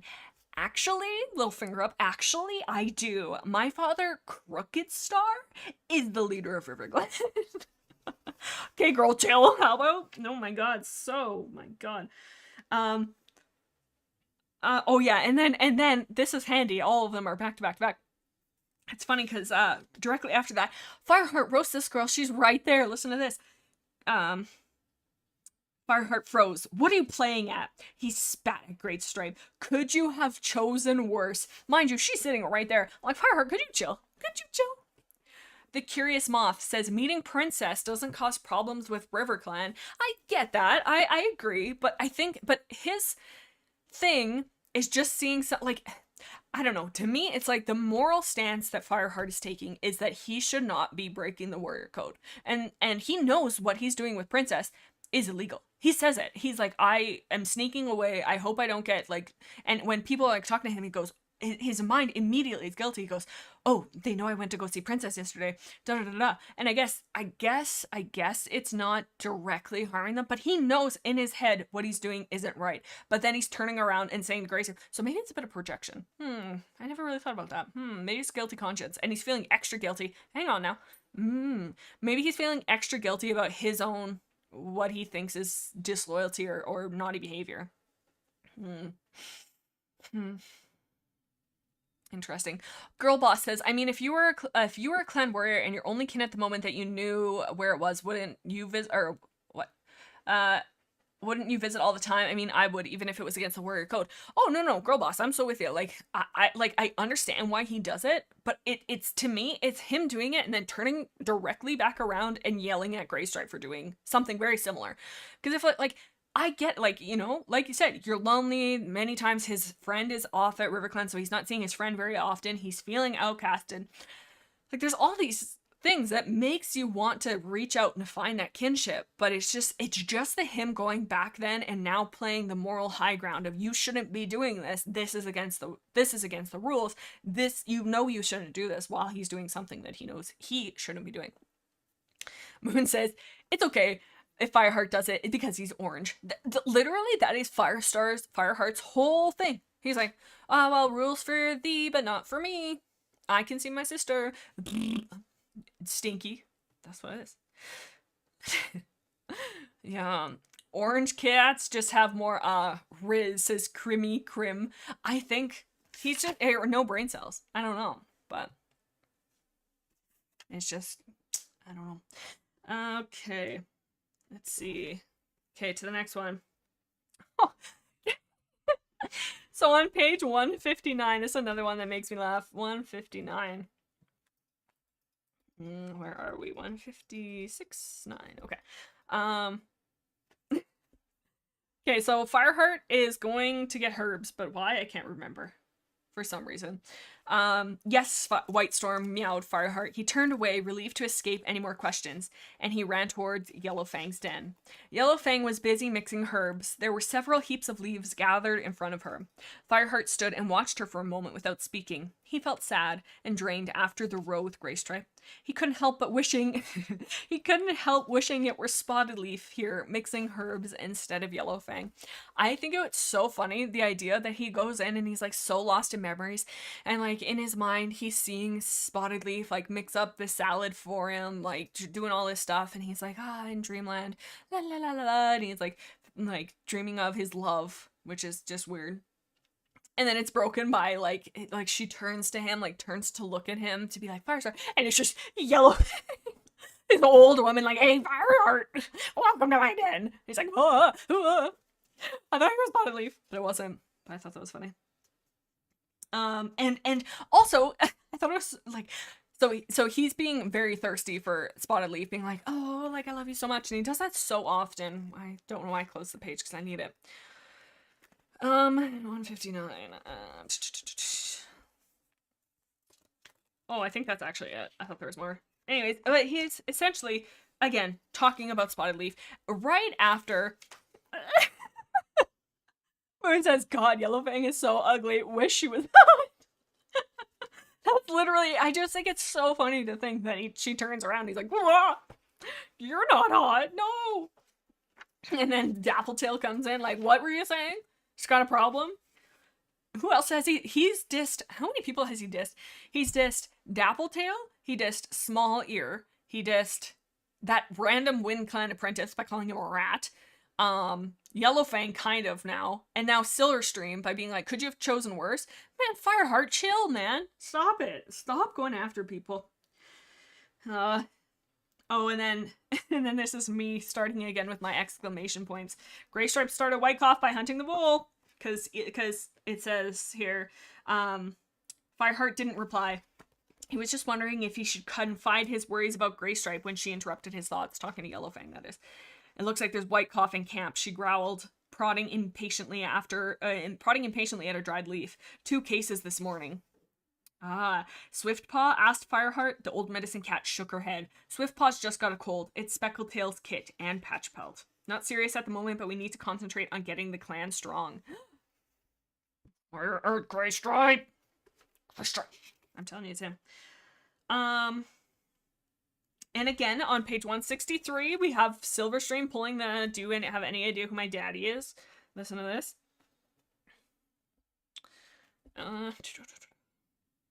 So basically, Fireheart goes alone to Silverstream to like talk about, to basically be like, hey, stop seeing my bestie, you lady. Shakes his little cat fist. Okay, so where's it? Oh, Silverstream bristled. I won't let anything bad happen to Graystripe. Oh, really? Fireheart snorted. And what could you do to protect him? I am a clan leader's daughter, meowed Silverstream. Does that give you the power to control your father's warriors? You're hardly more than an apprentice. Like you, she hissed indignantly. Ooh, indignantly, good word. Also, they used the term laboriously. I'm like, oh, good word, good word. So, yeah, I was like, oi. Again. Why I have notes, but I have added 0 context for my notes. 165, I said, Fireheart, you're just as bad, bro. But why? What did it say? I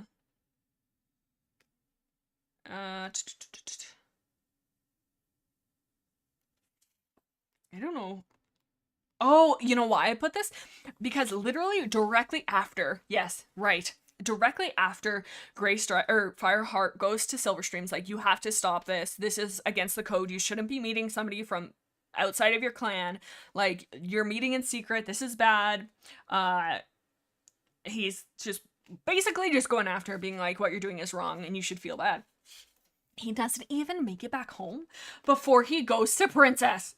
He says, so Silverstream hissed, making Fireheart jump. You must leave. The patrol's coming. Blah, blah, blah, blah, blah.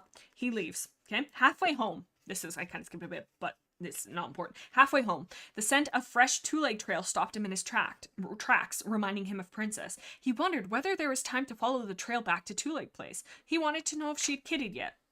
Oh, I guess he doesn't actually go see her. I lied to you. I'm lying. I'm standing here, sitting before you, lying my eyes off. But Princess would probably be safely tucked up in her two-leg nest. Okay, so I was incorrect there. But still, the fact that he had... So it does make it a little better that he didn't actually go, but he still had the idea to do it. Okay. Oh, page 172. This is when everything goes down, and this is when I'm bringing my map back, because I have more questions. Oh god, I say so much is happening. Bluestar has green cough. Fireheart needs to get catnip. Tigerclaw needs to see Bluestar. Everyone's gone. I'm screaming. And then Graystripe is gone. In and amongst all this chaos, how did he go away already? Fireheart just got back and Graystripe's like, goodbye. Okay, so here's my question. Where's my map? Bring my map back, Jane. Here we are. Okay. Here is the questions I have for you. Cinderpaw goes to Tigerclaw on behalf of Bluestar to deliver a message. Okay, very good. Goes to the Thunderpath. I don't actually know why I've brought this up. But, so this, we'll just do this in red. Thunderpath, okay? Oops. And this is, I guess, really the only spot. Is that the only? Yeah, this is really the only spot that they have on. Is this the Thunderpath? I don't think so. Is it? Wait, do they consider this Thunderpath as well? That's a question for you guys. Oh. There we go. I actually don't know. No, because they do say that it's in between ShadowClan and them. Because map time. Damn right, map time. So it's like, so they say, so Tigerclaw says, I need Bluestar here. ShadowClan has hunted on our territory and has left prey here. And she needs to come right now. to talk to me about this, okay? And then the goal is that he has left a trap for Bluestar to be on the Thunderpath. My question is, what? Question mark? How? Huh? What? It's not like the Thunderpath doesn't move, right? Like it's not like it just picks up and leaves. So to me, it's like, where they do note that it like they go to the narrowest part of the Thunderpath. So like, how did he know that the monster? How did he know the car was going to be there?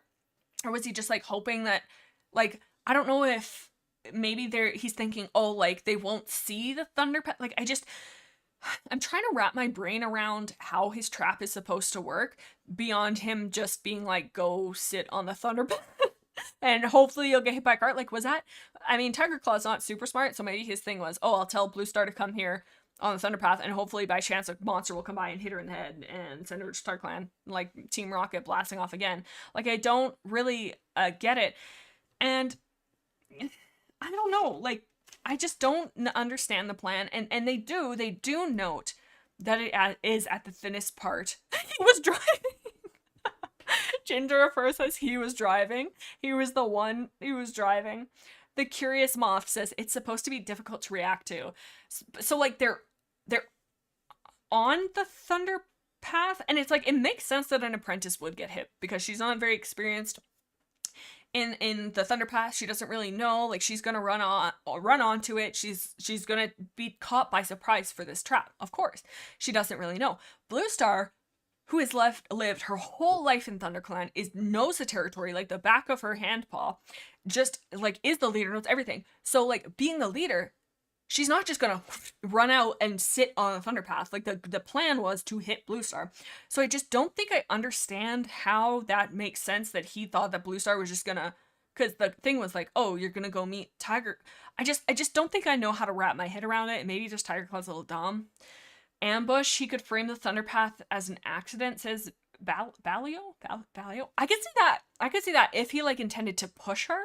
That makes sense, because that's like a what's the word I want? It's like something you can add to it. It's not just sitting on the Thunderpath. Maybe the Thunderpath is really thin, so the car goes out a little bit. Ooh, and they were supposed to meet on that side. Like, I could see that, Zoe Meowly. Like, because they do say the thinnest part, but again, Bluestar would know that. Bluestar would know this is a thin part of the Thunderpath, and she would take care on that spot. Like, I just don't. Kit Kat the Gaming says Tigerclaw's thought process really wasn't processing there. That's what I'm saying. Yeah, Daisy says Bluestar ain't stupid. That's what I just don't really understand it.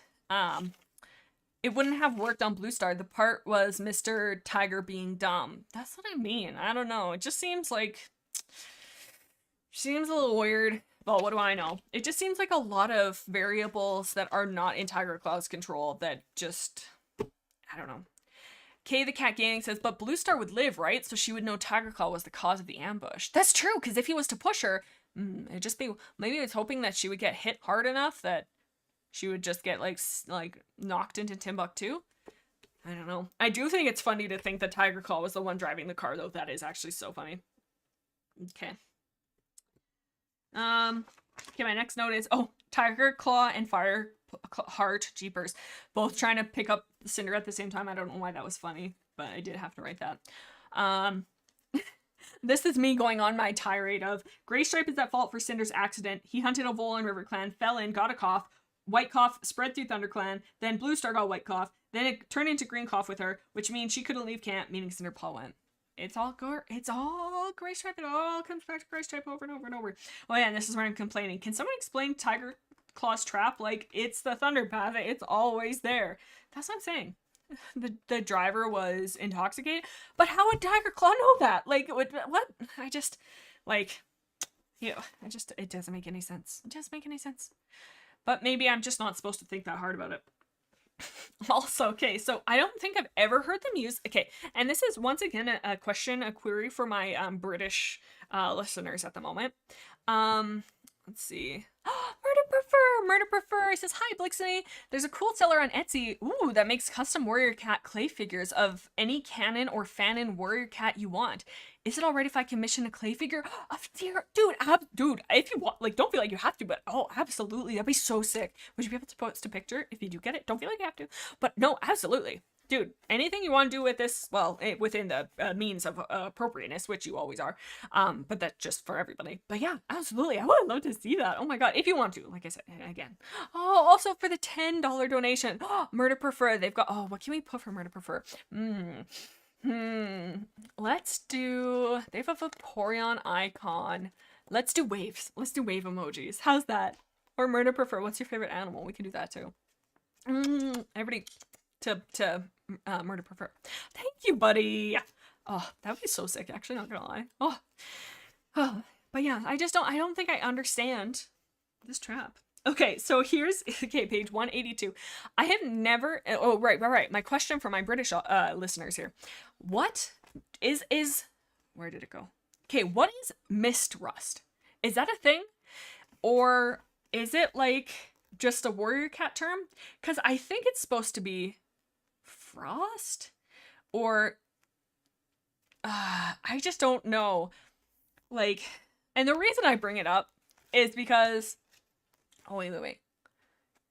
May does stuff, YT says, wait, the car only ran over Cinderpaw's leg and survived, and Bluestar was supposed to die? That's what I'm saying. Like Tigerclaw's plan seemed 0% thought out. No clue. Oh, there they are. There you are from Murder Prefer. The waves. Here they come. But yeah, I don't know what mistrust is. I can Google it. Where's my phone? Here, let me Google it. Because it might be a warrior cat's term. But it might not be. Okay, let's see. Mistrust. I have a reason for bringing this up. Oh, no, not mistrust. That's funny, though. Wait, is that what they mean? Oh, I'm so stupid. It is mistrust.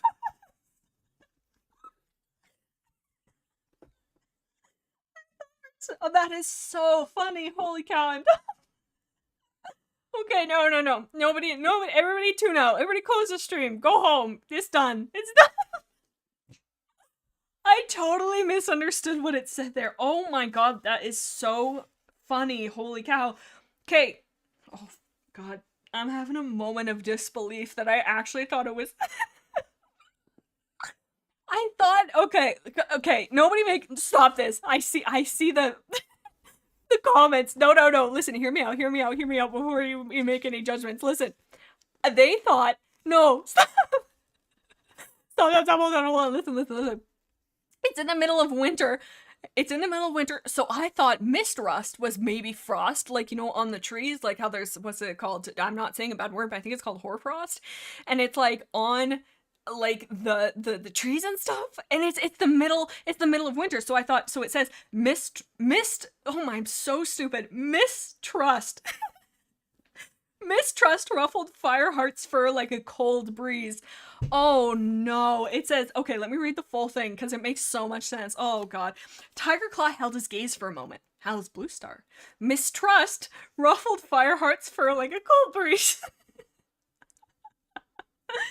Okay, so the next note that I have is now so dumb. Don't you dare say old age. I don't know if that's in term for me, but that is so funny. Holy cow, man. Okay. Mistrust. It is mistrust, not mistrust. Very good. But I thought that was a warrior cat name. Mist and then rust. Because I thought it was funny. I'm like, who is mistrust? Because the line is mist, in how I read it, mistrust ruffled Fireheart's fur like a cold breeze. But I'm like, oh, it's some random cat named Mistrust who's come into camp and is like ruffling Fireheart's fur like, you little scamp. But it's not. And so there's 3 levels of stupid there on my part. Not only is it not a warrior cat random person, it is not even the word mistrust like I thought it was, but it's just, okay. Doesn't even know why. I don't know why I'm... Okay. Anyways, so that note is now moot even.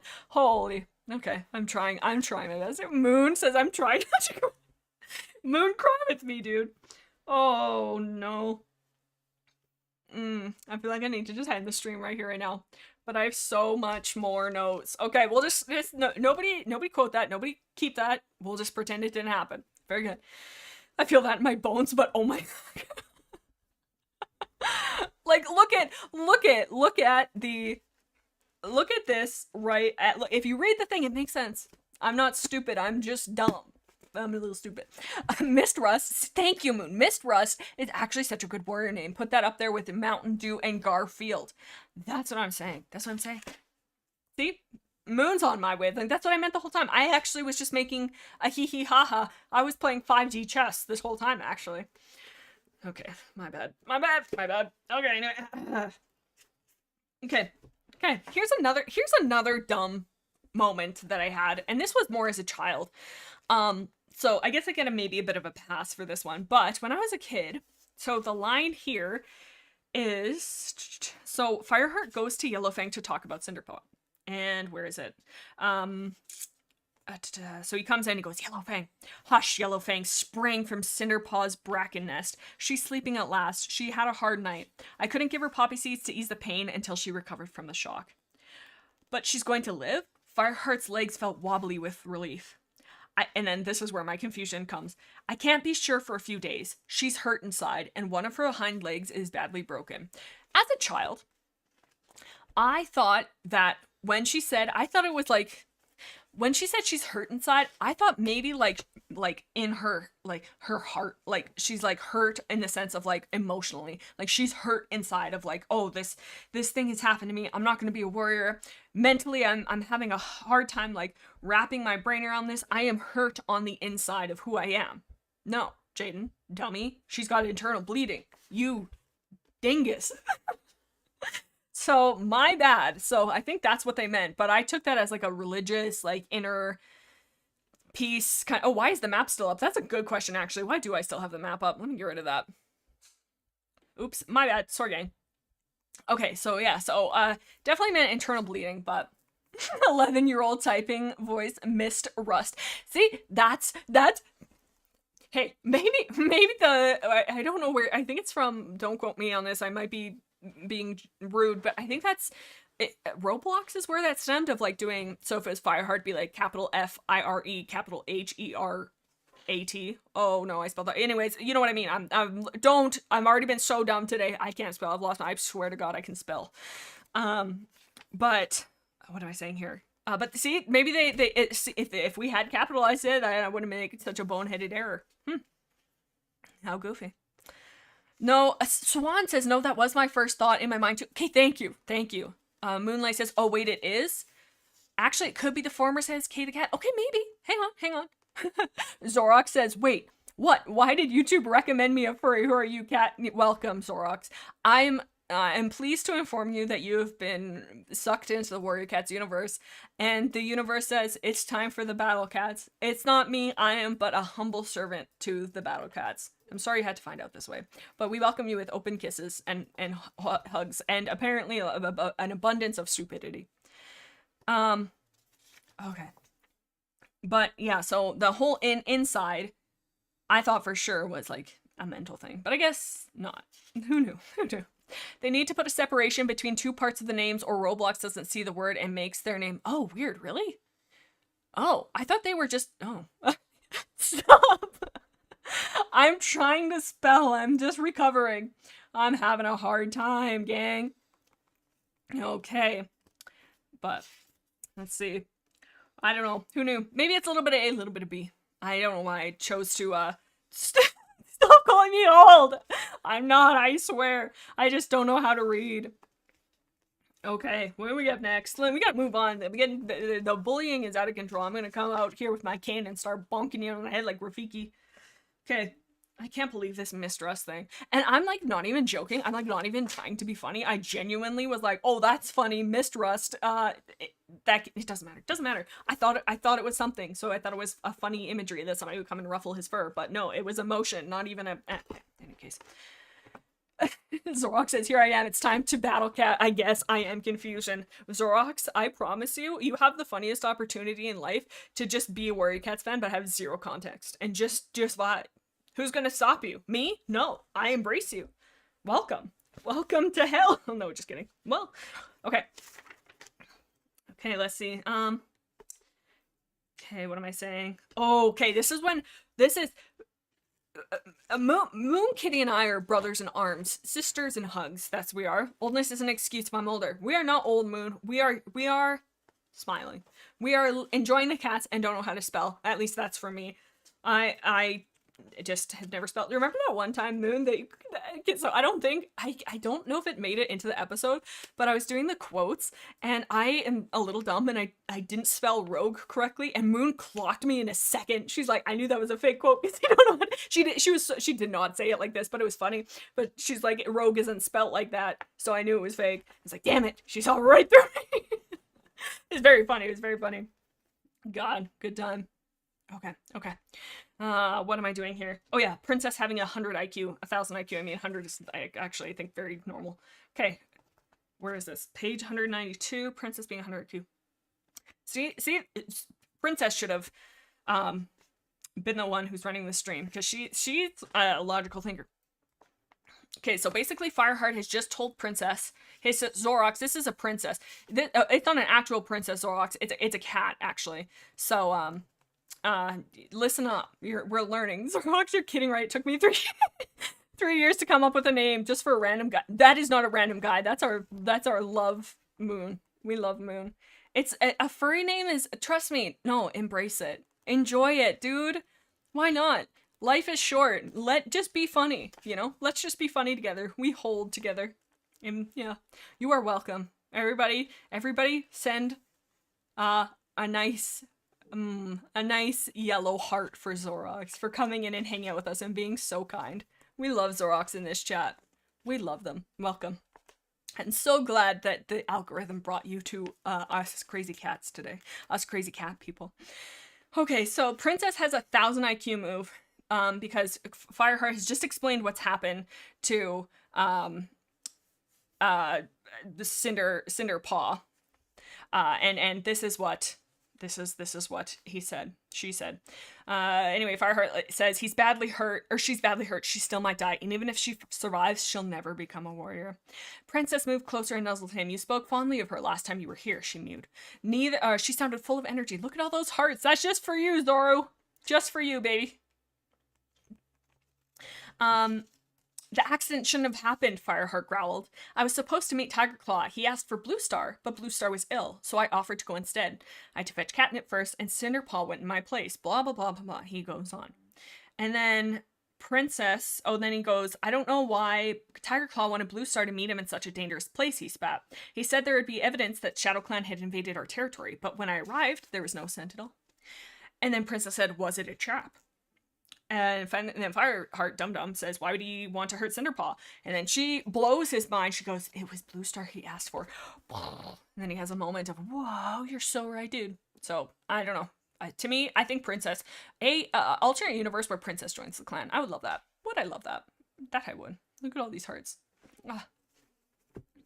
Okay, so next in my note, are you reading straight from the book? I kind of was. I don't want copyright. Erin Hunter, please don't hurt me. I'm promising I'm skimming. It's just their little, like, it's fair use, right? I'm just using supplemental quotes. Okay. Oh, this is where I get mad again. Here's where I get all angry. Let's see. So Yellow Fang, so page 197. Yellow Fang is a medicine cat. Very, very well educated. She has been a medicine cat, a doctor, Zoru. This is a doctor, for many years. I don't even know if they're still here, but I'm choosing to believe that they are. So she's been a doctor for so many years, gone through med school, has had a decorated career of saving lives and delivering babies. She's phenomenal. Fireheart walks in, and hello, I'm distracting myself.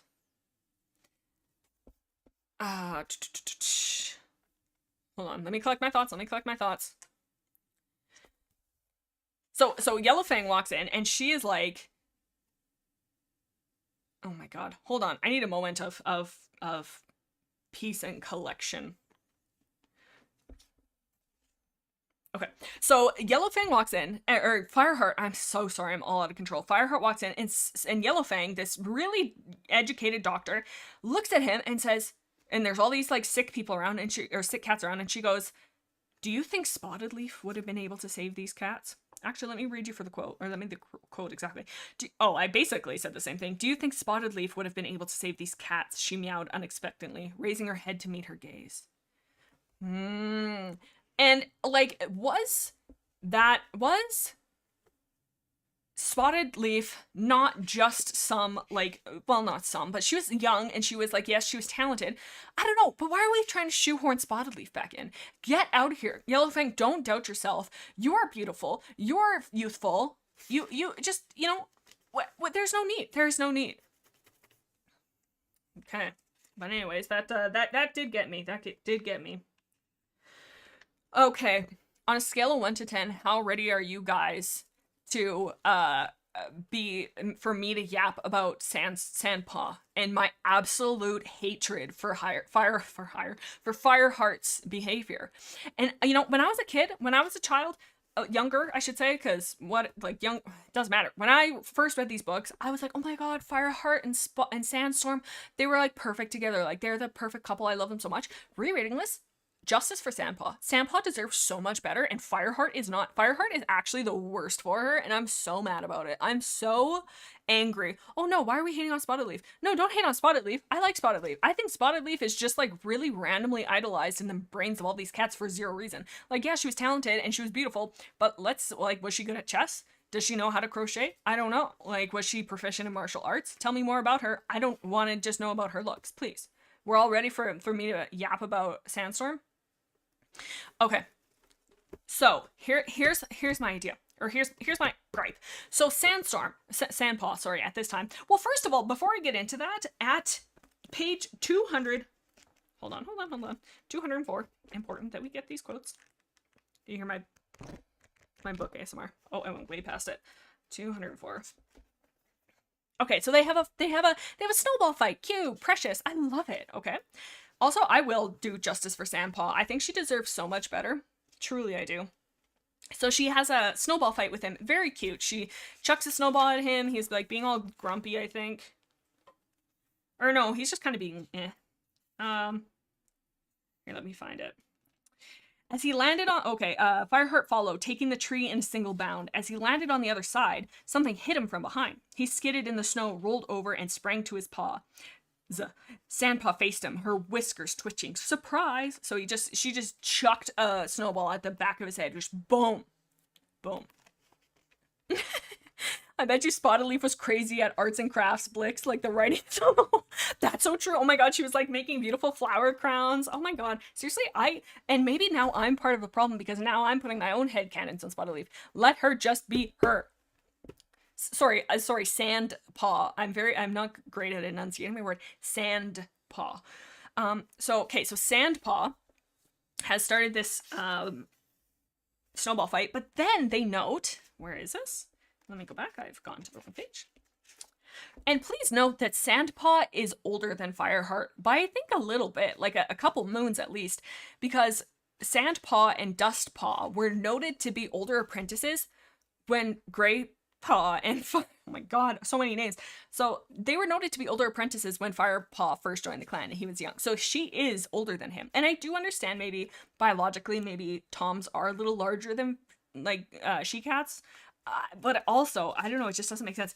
Like, I think to Erin Hunter, like, I think the second they hit their warrior, much like me, their warrior ceremony, in my brain, they, like, Pokemon evolved and they became a full cat, but I don't know. Where did this go? Fireheart hissed playfully and leapt on top of her. He was impressed by Sandpaw's strength, but he had the advantage of size. But did you? Isn't she, like, older? Aren't you still just, like, a young guy? I just don't know. But in any case, and then on that, next, no, was it page 103? 203, I mean? Oh, no, 204. Listen to this. The disrespect. Where did we go? Oh no. Okay. Oh god. This is why I need my what's the thing? The little sticky notes.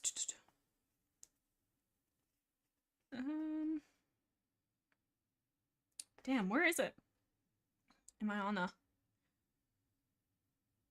Shoot, hold on. This is important. This is very important. Hold on, let me scan a little closer.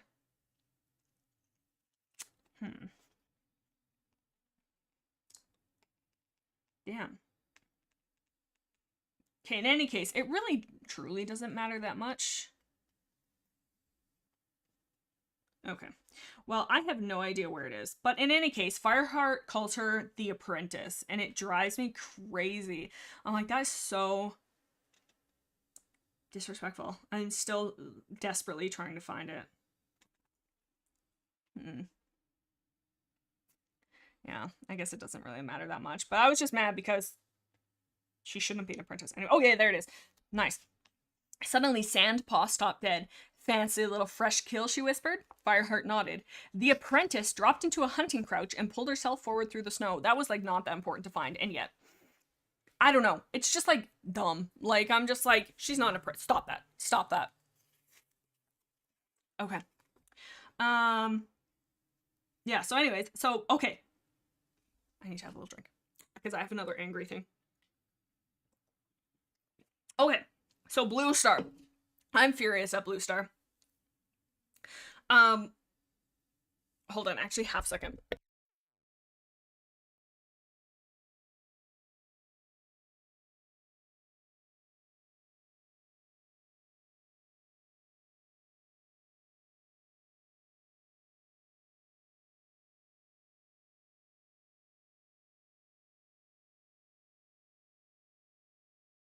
Okay, I'm so sorry about that. Okay, hello. So, Blue Star. So, this, many times, they are saying that they have a lot of fresh kill, okay?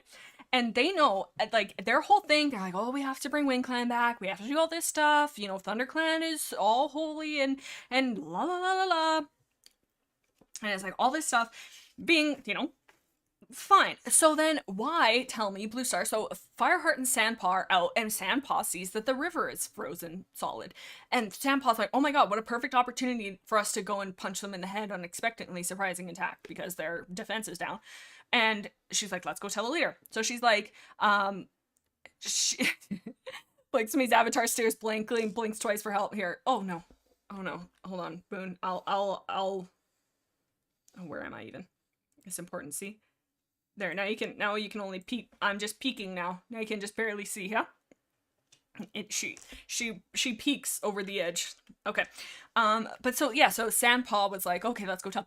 So they go into Blue Star's home, take their shoes off. Do you guys take your shoes off also, by the way? I read this one thing that sometimes Americans leave their shoes on when you go to other people's house. Is that true? We take all our shoes off right at the door, even if it's like a random person's house. Don't go into random people's house. But like, if you're like, I don't know, but I didn't know.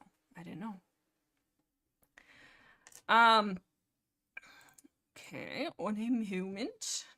Oh gosh, everything's lagging behind. Okay, let me just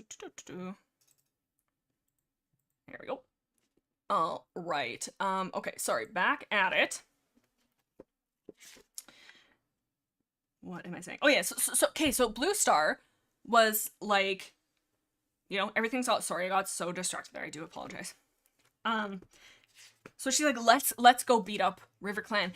Many times in this book, they have said they have an abundance of fresh kill. Yeah, they're like, oh yeah, Leaf Bear's coming, Leaf, blah, blah, blah, blah, blah, it's coming, blah, blah. We should be like concerned, but we have such an abundance of prey. They've noted that RiverClan is like struggling for food, and yet they're like, no, let's attack them, let's kill them dead. You know what? It's let me just read it. Page 207. So I got distracted, but now I'm back on track. Let me find it. Okay. Sandpaw and Fireheart have brought good news. The river is frozen over, Blue Star announced. We will take this opportunity to make a raid on RiverClan's hunting grounds, to send a message that they must stop stealing our prey. Our warriors will track down one of their patrols and give them a warning that they will remember for a long time. Excuse me? Question mark? Hello? you are fine. Like, why are you causing trouble? You're saying that, like, the clans are weak. You had just gone through all this illness. White Cough had run through. Green Cough had run through. You're constantly saying how you don't have enough warriors. Everything is bad. Life is awful. You're saying all this stuff. And then she's like, yeah, let's go have another fight just for the, like, for the fun of it. Like, the river's frozen over. What a perfect opportunity for us to just go and get hurt. Perfect. And literally, I don't know why I chose to use that, but, like, where is it? Where is it? I know I wrote it down here. Where are we? Is it on this page still?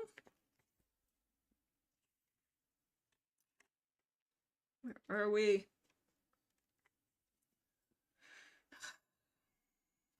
Is it really?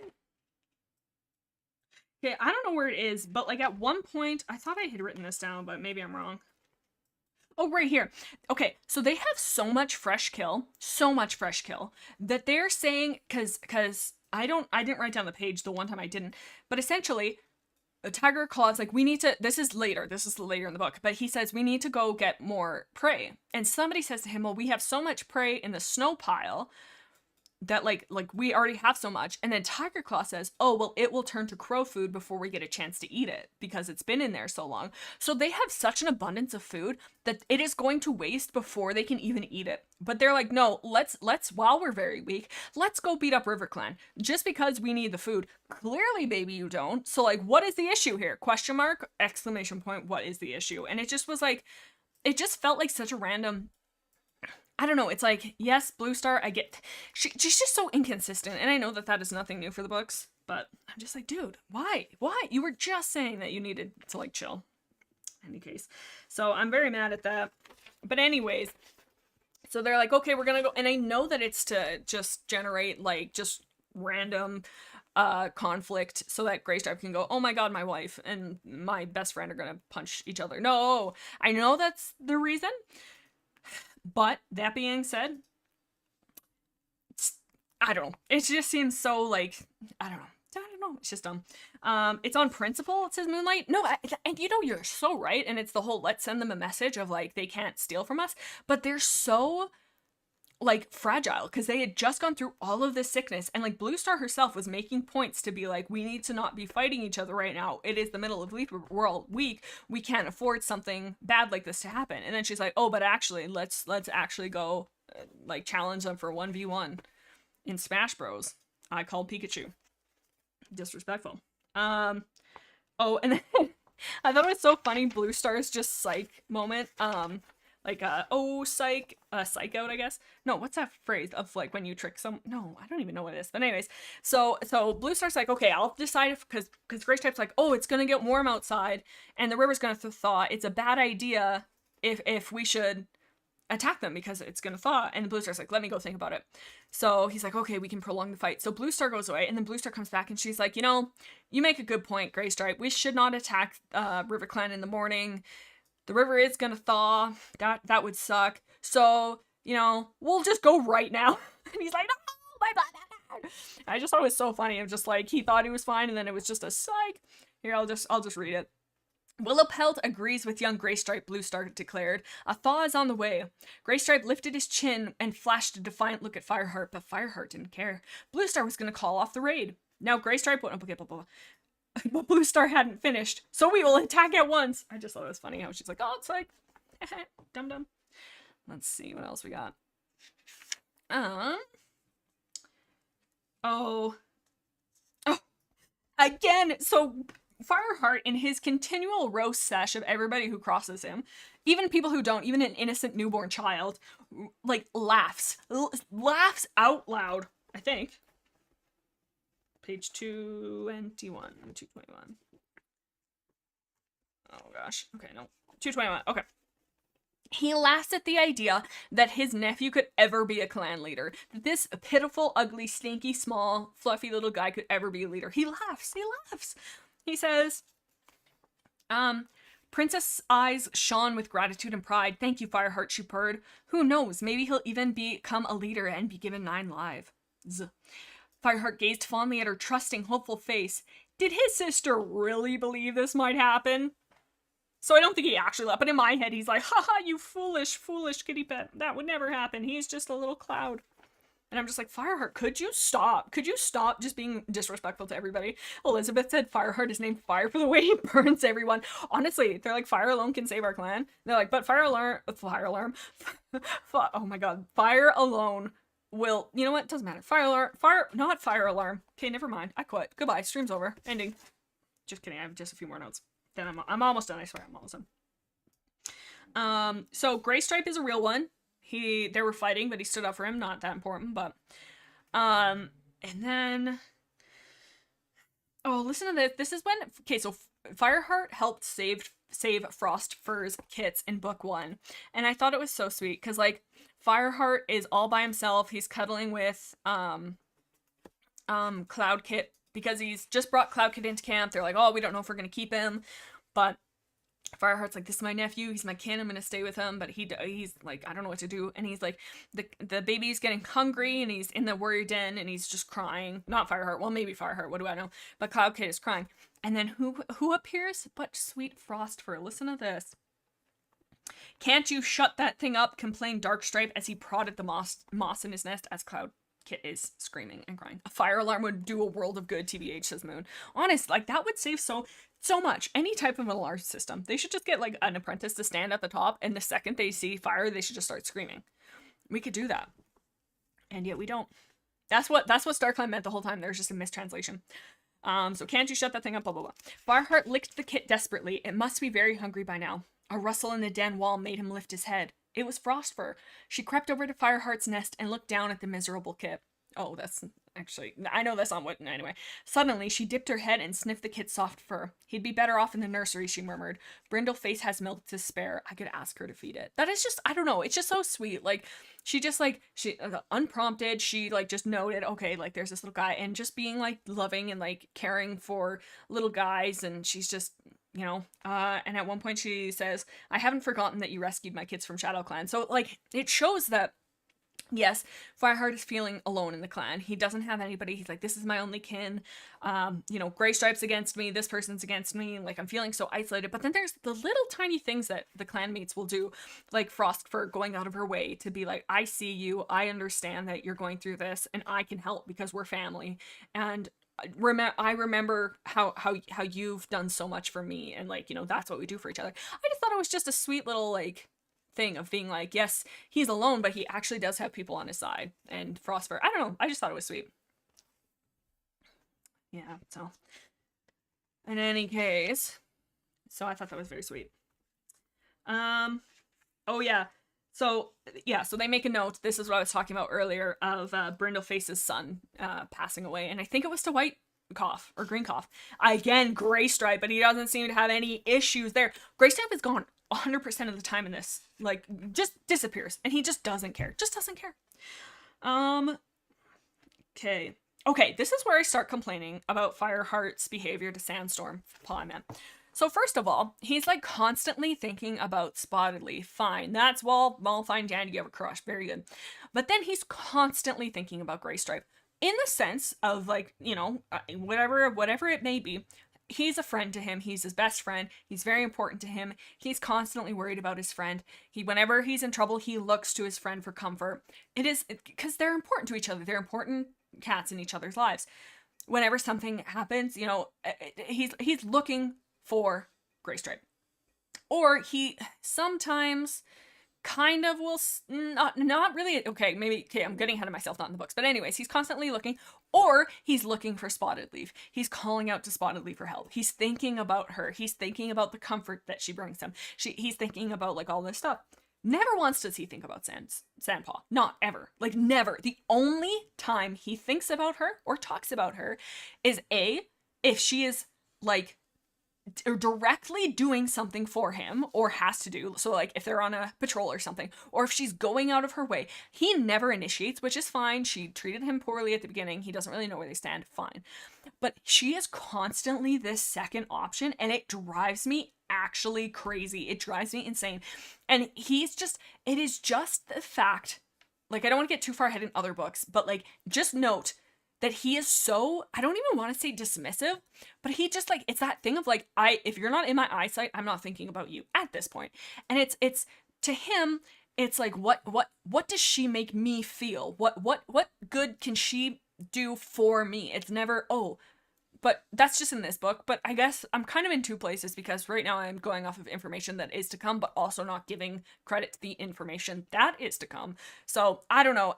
There's just so much dismissal with Sandpaw, and I get it's kind of like a slow burn, but I don't know. It just strikes me as gross of like Sandpaw is like going out of her way, and I get that, like, you know, he saved her life, so she's like, oh, I feel indebted to him, I'm seeing him in a new light. You know, he's actually like, you know, she's having that realization that, oh, like, this guy is like, I'm feeling this love toward him, even in the sense of like I this is a part of my family, this person is close to me, he saved my life, he cares for me, blah blah blah. I don't know, knowing what's to come and knowing how he behaves later, oh, makes my skin just itch with fury. Ooh, okay, so at page 254, Crab Hermit says, I mean, they aren't even friends at that point. And Crab Hermit, that is, like, I'm putting a big asterisk by that, because you're so right. But just, if you guys are here for the future streams, and when we read farther into the books, just remember in the sense of like what I'm saying now, and how it continues on throughout the book. So again, that kind of was all going on like things to come. So I guess it's not very like prevalent here, but it does down the line. Even when they are both like, they show care for each other, he's still, I don't know. It's just, I don't know. Let me have a drink. I'm just yapping too much. Okay. Also, okay, when Tigerclaw is spooky, when he is a good villain, he is a good villain. Listen to how like foreboding this is. Okay. Page 254. Where are we? Okay, there we are. So essentially, Cloud Kit is batting around a little moss ball, like in the nursery, and he's playing, like he's just knocking it around, okay? Okay, so this is Cloud Kit. He spun around in a circle, grasping for his tail with his tiny jaws. A small ball of moss had been sticking to his fur, that had been sticking to it, blah, blah, blah. Fireheart knocked the moss ball back towards the kit, and Cloud Kit sprang up to catch it in his teeth. Well done! Fireheart was impressed. With one paw, he scooped the moss ball high into the air, sending it flying across the clearing.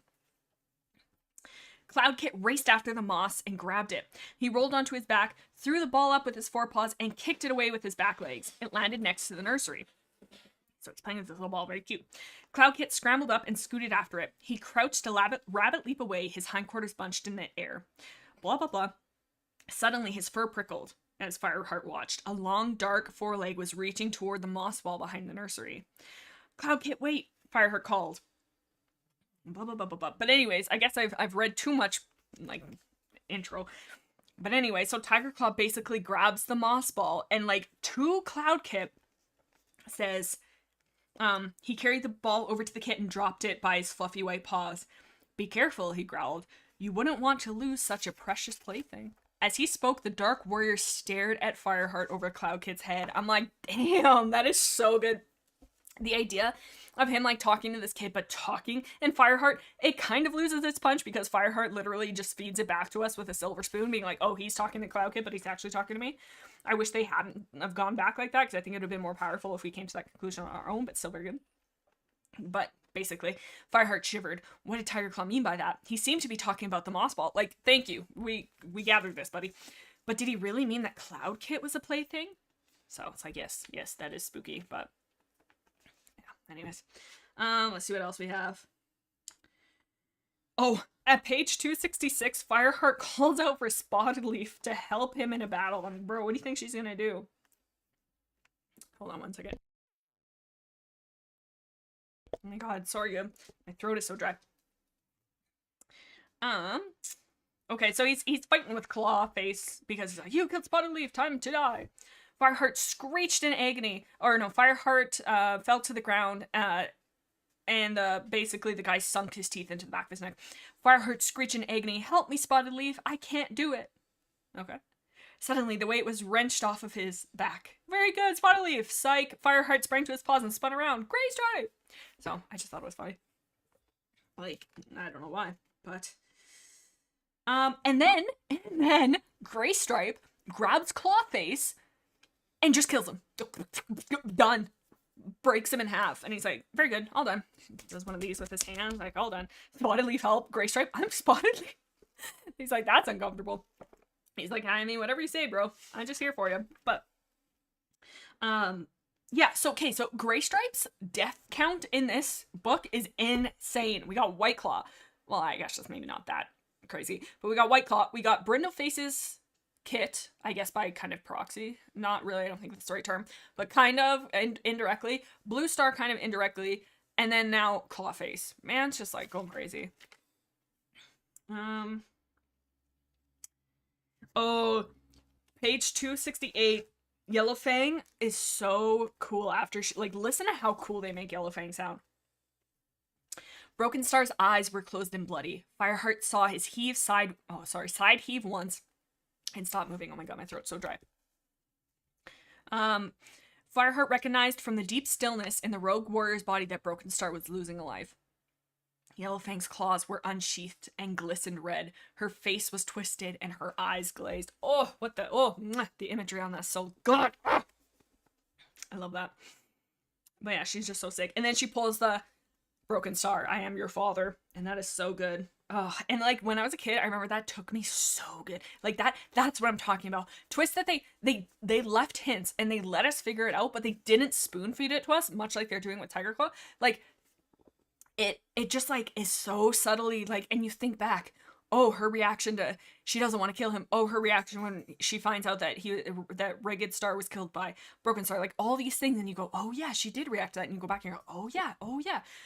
And then we're like, oh yeah, Tigerclaw was like evil the whole time. But that twist was so good. I remember as a kid being like, oh, what?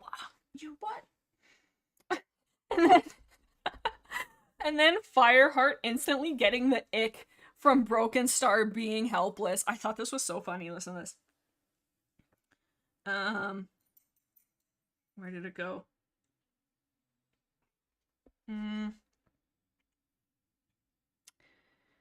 Oh. Does he know you're his mother? Yellowfang. Oh my god, sorry, hold on one moment. God, my throat's so dry. Does he know you're his mother? Yellowfang shook her head. Brokenstar began to wail pitifully. I can't see! This is where Fireheart gets the ick. I can't see. Fireheart realized with horror that the rogue's eyes had been scratched beyond repair. Fireheart cautiously approached him. Brokenstar lay still. Fireheart poked at him with a forepaw, and Yellowfang's son moaned again. Don't kill me, he whined. Fireheart backed away, feeling a shudder of revulsion at the warrior's fear.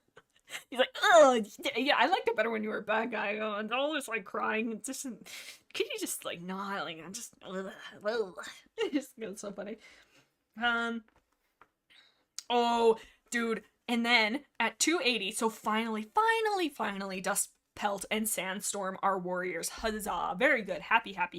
But Bluestar is such a little turd, because in their warrior ceremony, in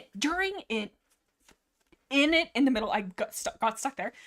Bluestar goes, also Fireheart is the best, isn't he? Like, seriously? Like, yeah, warrior ceremony, blah, blah, blah, yeah, you guys are fine, go away, go sit in silence and figure yourself out. But Fireheart, oh my god, is he not the best? Like, everybody start chanting Fireheart. Like, I know we're chanting their name, but they kind of suck, so let's go with Fireheart, and it's just so funny. Not actually, but basically is how I read that. So they do this ceremony, okay? And then Bluestar adds, Sandstorm and Dustpelt must sit in silent vigil until dawn and guard the camp alone while we sleep. Blah, blah, blah, blah, blah.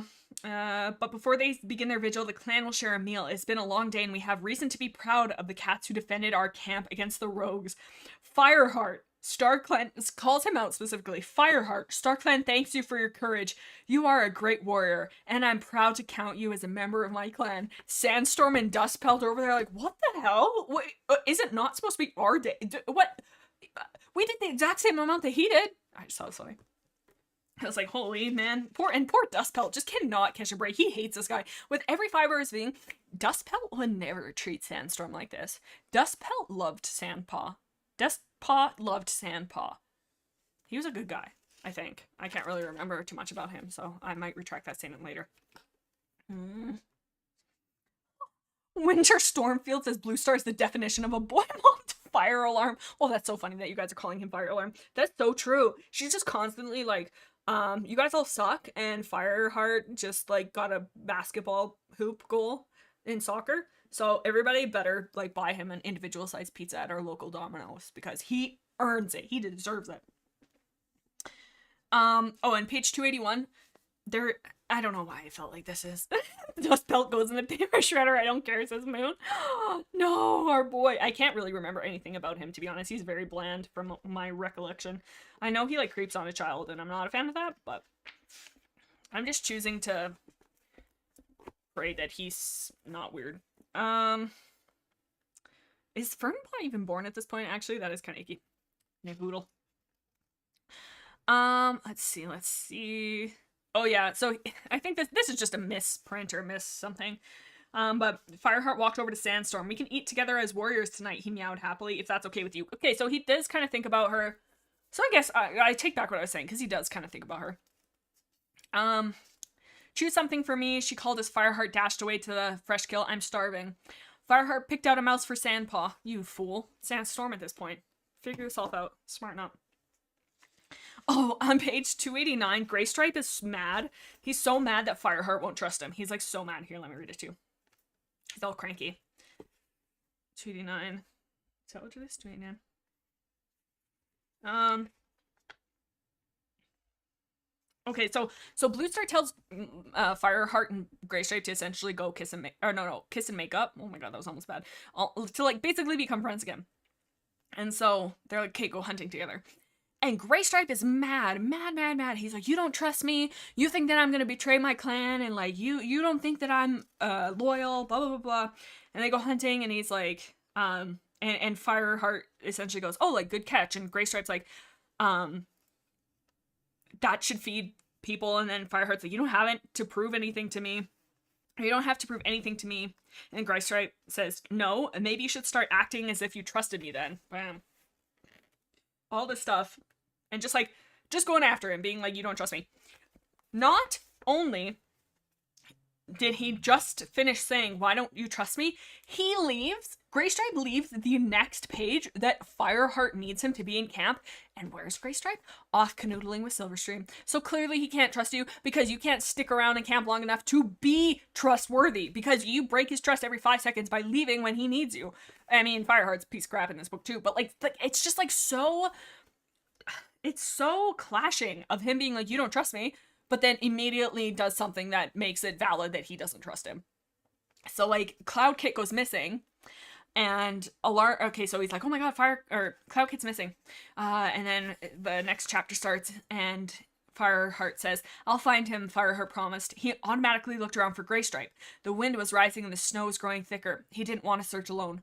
Fireheart rushed into the warrior's den and pushed his way inside, but Graystripe wasn't there. So, no wonder he can't trust you, dude.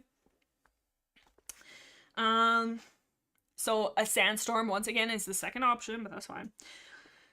Spotted Leaf then delivers the beware a warrior can't trust. And they do make this, like, slight thing, and I did like this, where Fireheart has a moment of like, oh, I just talked about not being able to trust Graystripe, like why, like that maybe that's pointing to him kind of thing. And I really did like that because it is a good misdirection, I think, but at least in my opinion. Where did it go?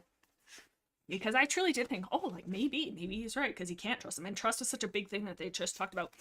And I also thought it was just really cool, but like, so they were just talking about, okay, so I'll just read this part. Spotted Leaf's words lay heavy in his heart. He couldn't shake off the idea, because she had just said, beware a warrior you can't trust. He couldn't shake off the idea that Graystripe was the warrior he could not trust. Graystripe insisted his relationship with Silverstream didn't change his loyalty to the clan, but how could it not? He was breaking the warrior code just by seeing her. And so he's in his thoughts, thinking about the warrior he can't trust, right? It's like, oh yeah. And the very first person that now makes an appearance, Tigerclaw. So it's just like a good point of like him in his head is thinking Tigerclaw, and then the actual villain is just like, I like to think like the camera just slowly pans and like stops on him to be like, oh, he's thinking this, but then the real guy is like, right. I just really like that he was the first one that came up next. Yeah, so he's like, oh, thinking about the word. Suddenly Tigerclaw lifted his head as though he smelled something. So I just thought it was cool. I'm like, oh, hell yeah, that is cool. Because it is Tigerclaw. Page 302. Oh yeah, he makes Brackenclaw. Brackenpaw is a messenger boy like 3 times in this book. Just constantly Fireheart's like, oh, go do this, go do this, go do this. And he's like, away you go. And that he does. And then my final gripe, this is my last note, and then I promise I'm freeing you guys. 3:14. Okay, so they're in this fight with RiverClan and WindClan. Sorry, not with WindClan, but WindClan is there. WindClan. So RiverClan and Spot. Jeepers, there's so many words, and I'm breaking down at the seams. RiverClan and ShadowClan have joined forces and have attacked WindClan camp. And they're punching, they're throwing fists, they're duking it out. So one Whisper runs over to ThunderClan. He's like, help, help. And they say, okay, so they run back. So now all 4 clans are tussling, they're fighting, they're having martial arts. And, you know, all is good. Not really, actually, very the opposite. But, so they're fighting. And then Graystripe is noted to only go after ShadowClan warriors, right? Because it makes sense. He doesn't want to fight Silverstream's clanmates. So they're fighting, and then Silverstream doesn't recognize Fireheart, so she jumps on him and starts attacking him. Then Fireheart realizes it's Silverstream, and Silverstream realizes it's Fireheart, and so Fireheart lets her go. But Darkstripe was watching the whole thing go down, and he watched him let go of Silverstream. And then he makes a big stink to Tigerclaw, and Tigerclaw goes, oh, why did you let Silverstream go? Why? Or he didn't say that, but he's like, why did you let that RiverClan cat go? Why did you just let her slip through your claws like that? But don't they always? They always they don't just kill people. Whenever they're losing a fight, and after that, Silverstream just ran. She left. She didn't keep fighting. She just went. And that's what they do, though. They fight and fight and fight until they leave. So, like, and then 2 seconds, mind you, he does talk about it in the book, because he's like, well, you let Brokenstar go. But it was just like, the fact that he's like thinking about this, it's like, but what else was like, did he want you to, like, I don't know, maybe he thought that he could like rough her up a bit more, but I was just like, that feels like a stretch for you to be mad about that or to be worried about that, because it's like, what else do? You always let them go. But in any case, and yeah, and then Fireheart and Graystripe are buddies again by the end of it, and everything's happy. Everything is happy, and we did it. We get to the end of the book. So that was Fire and Ice, aka me just being mad for 2 hours, yapping about cats. But yeah, this book was just me fighting for my life to not scream in fury, but sometimes sometimes it's like that. But yeah, so next week we're doing, what is the next book? Not Fire and Ice. What is it? It's Force of Secrets? Girl Boss says, can I ask a few questions? Absolutely. Got any questions about Fire and Ice? I don't have good answers, but I'll try. What's the next book? Let's see. Oh yeah, it is Force of Secrets. Force of Secrets is next. A bit filler, to be honest, says Moon. That's so, like, there's filler, but so much does happen.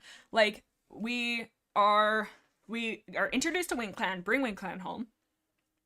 Introduced to Leopard Fur and Silverstream, where we meet Cinderpaw, Brackenpaw. Cinderpaw has her accident. We meet Cloudkit.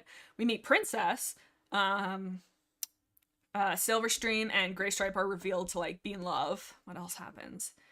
I guess Brokenstar is found again.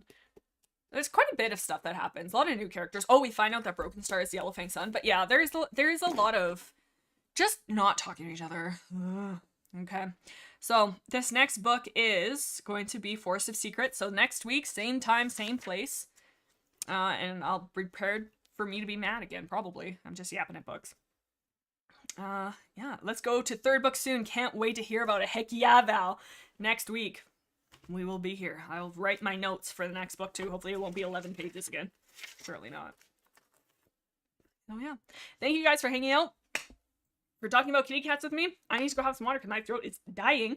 But yeah. Thank you for hanging out. We will catch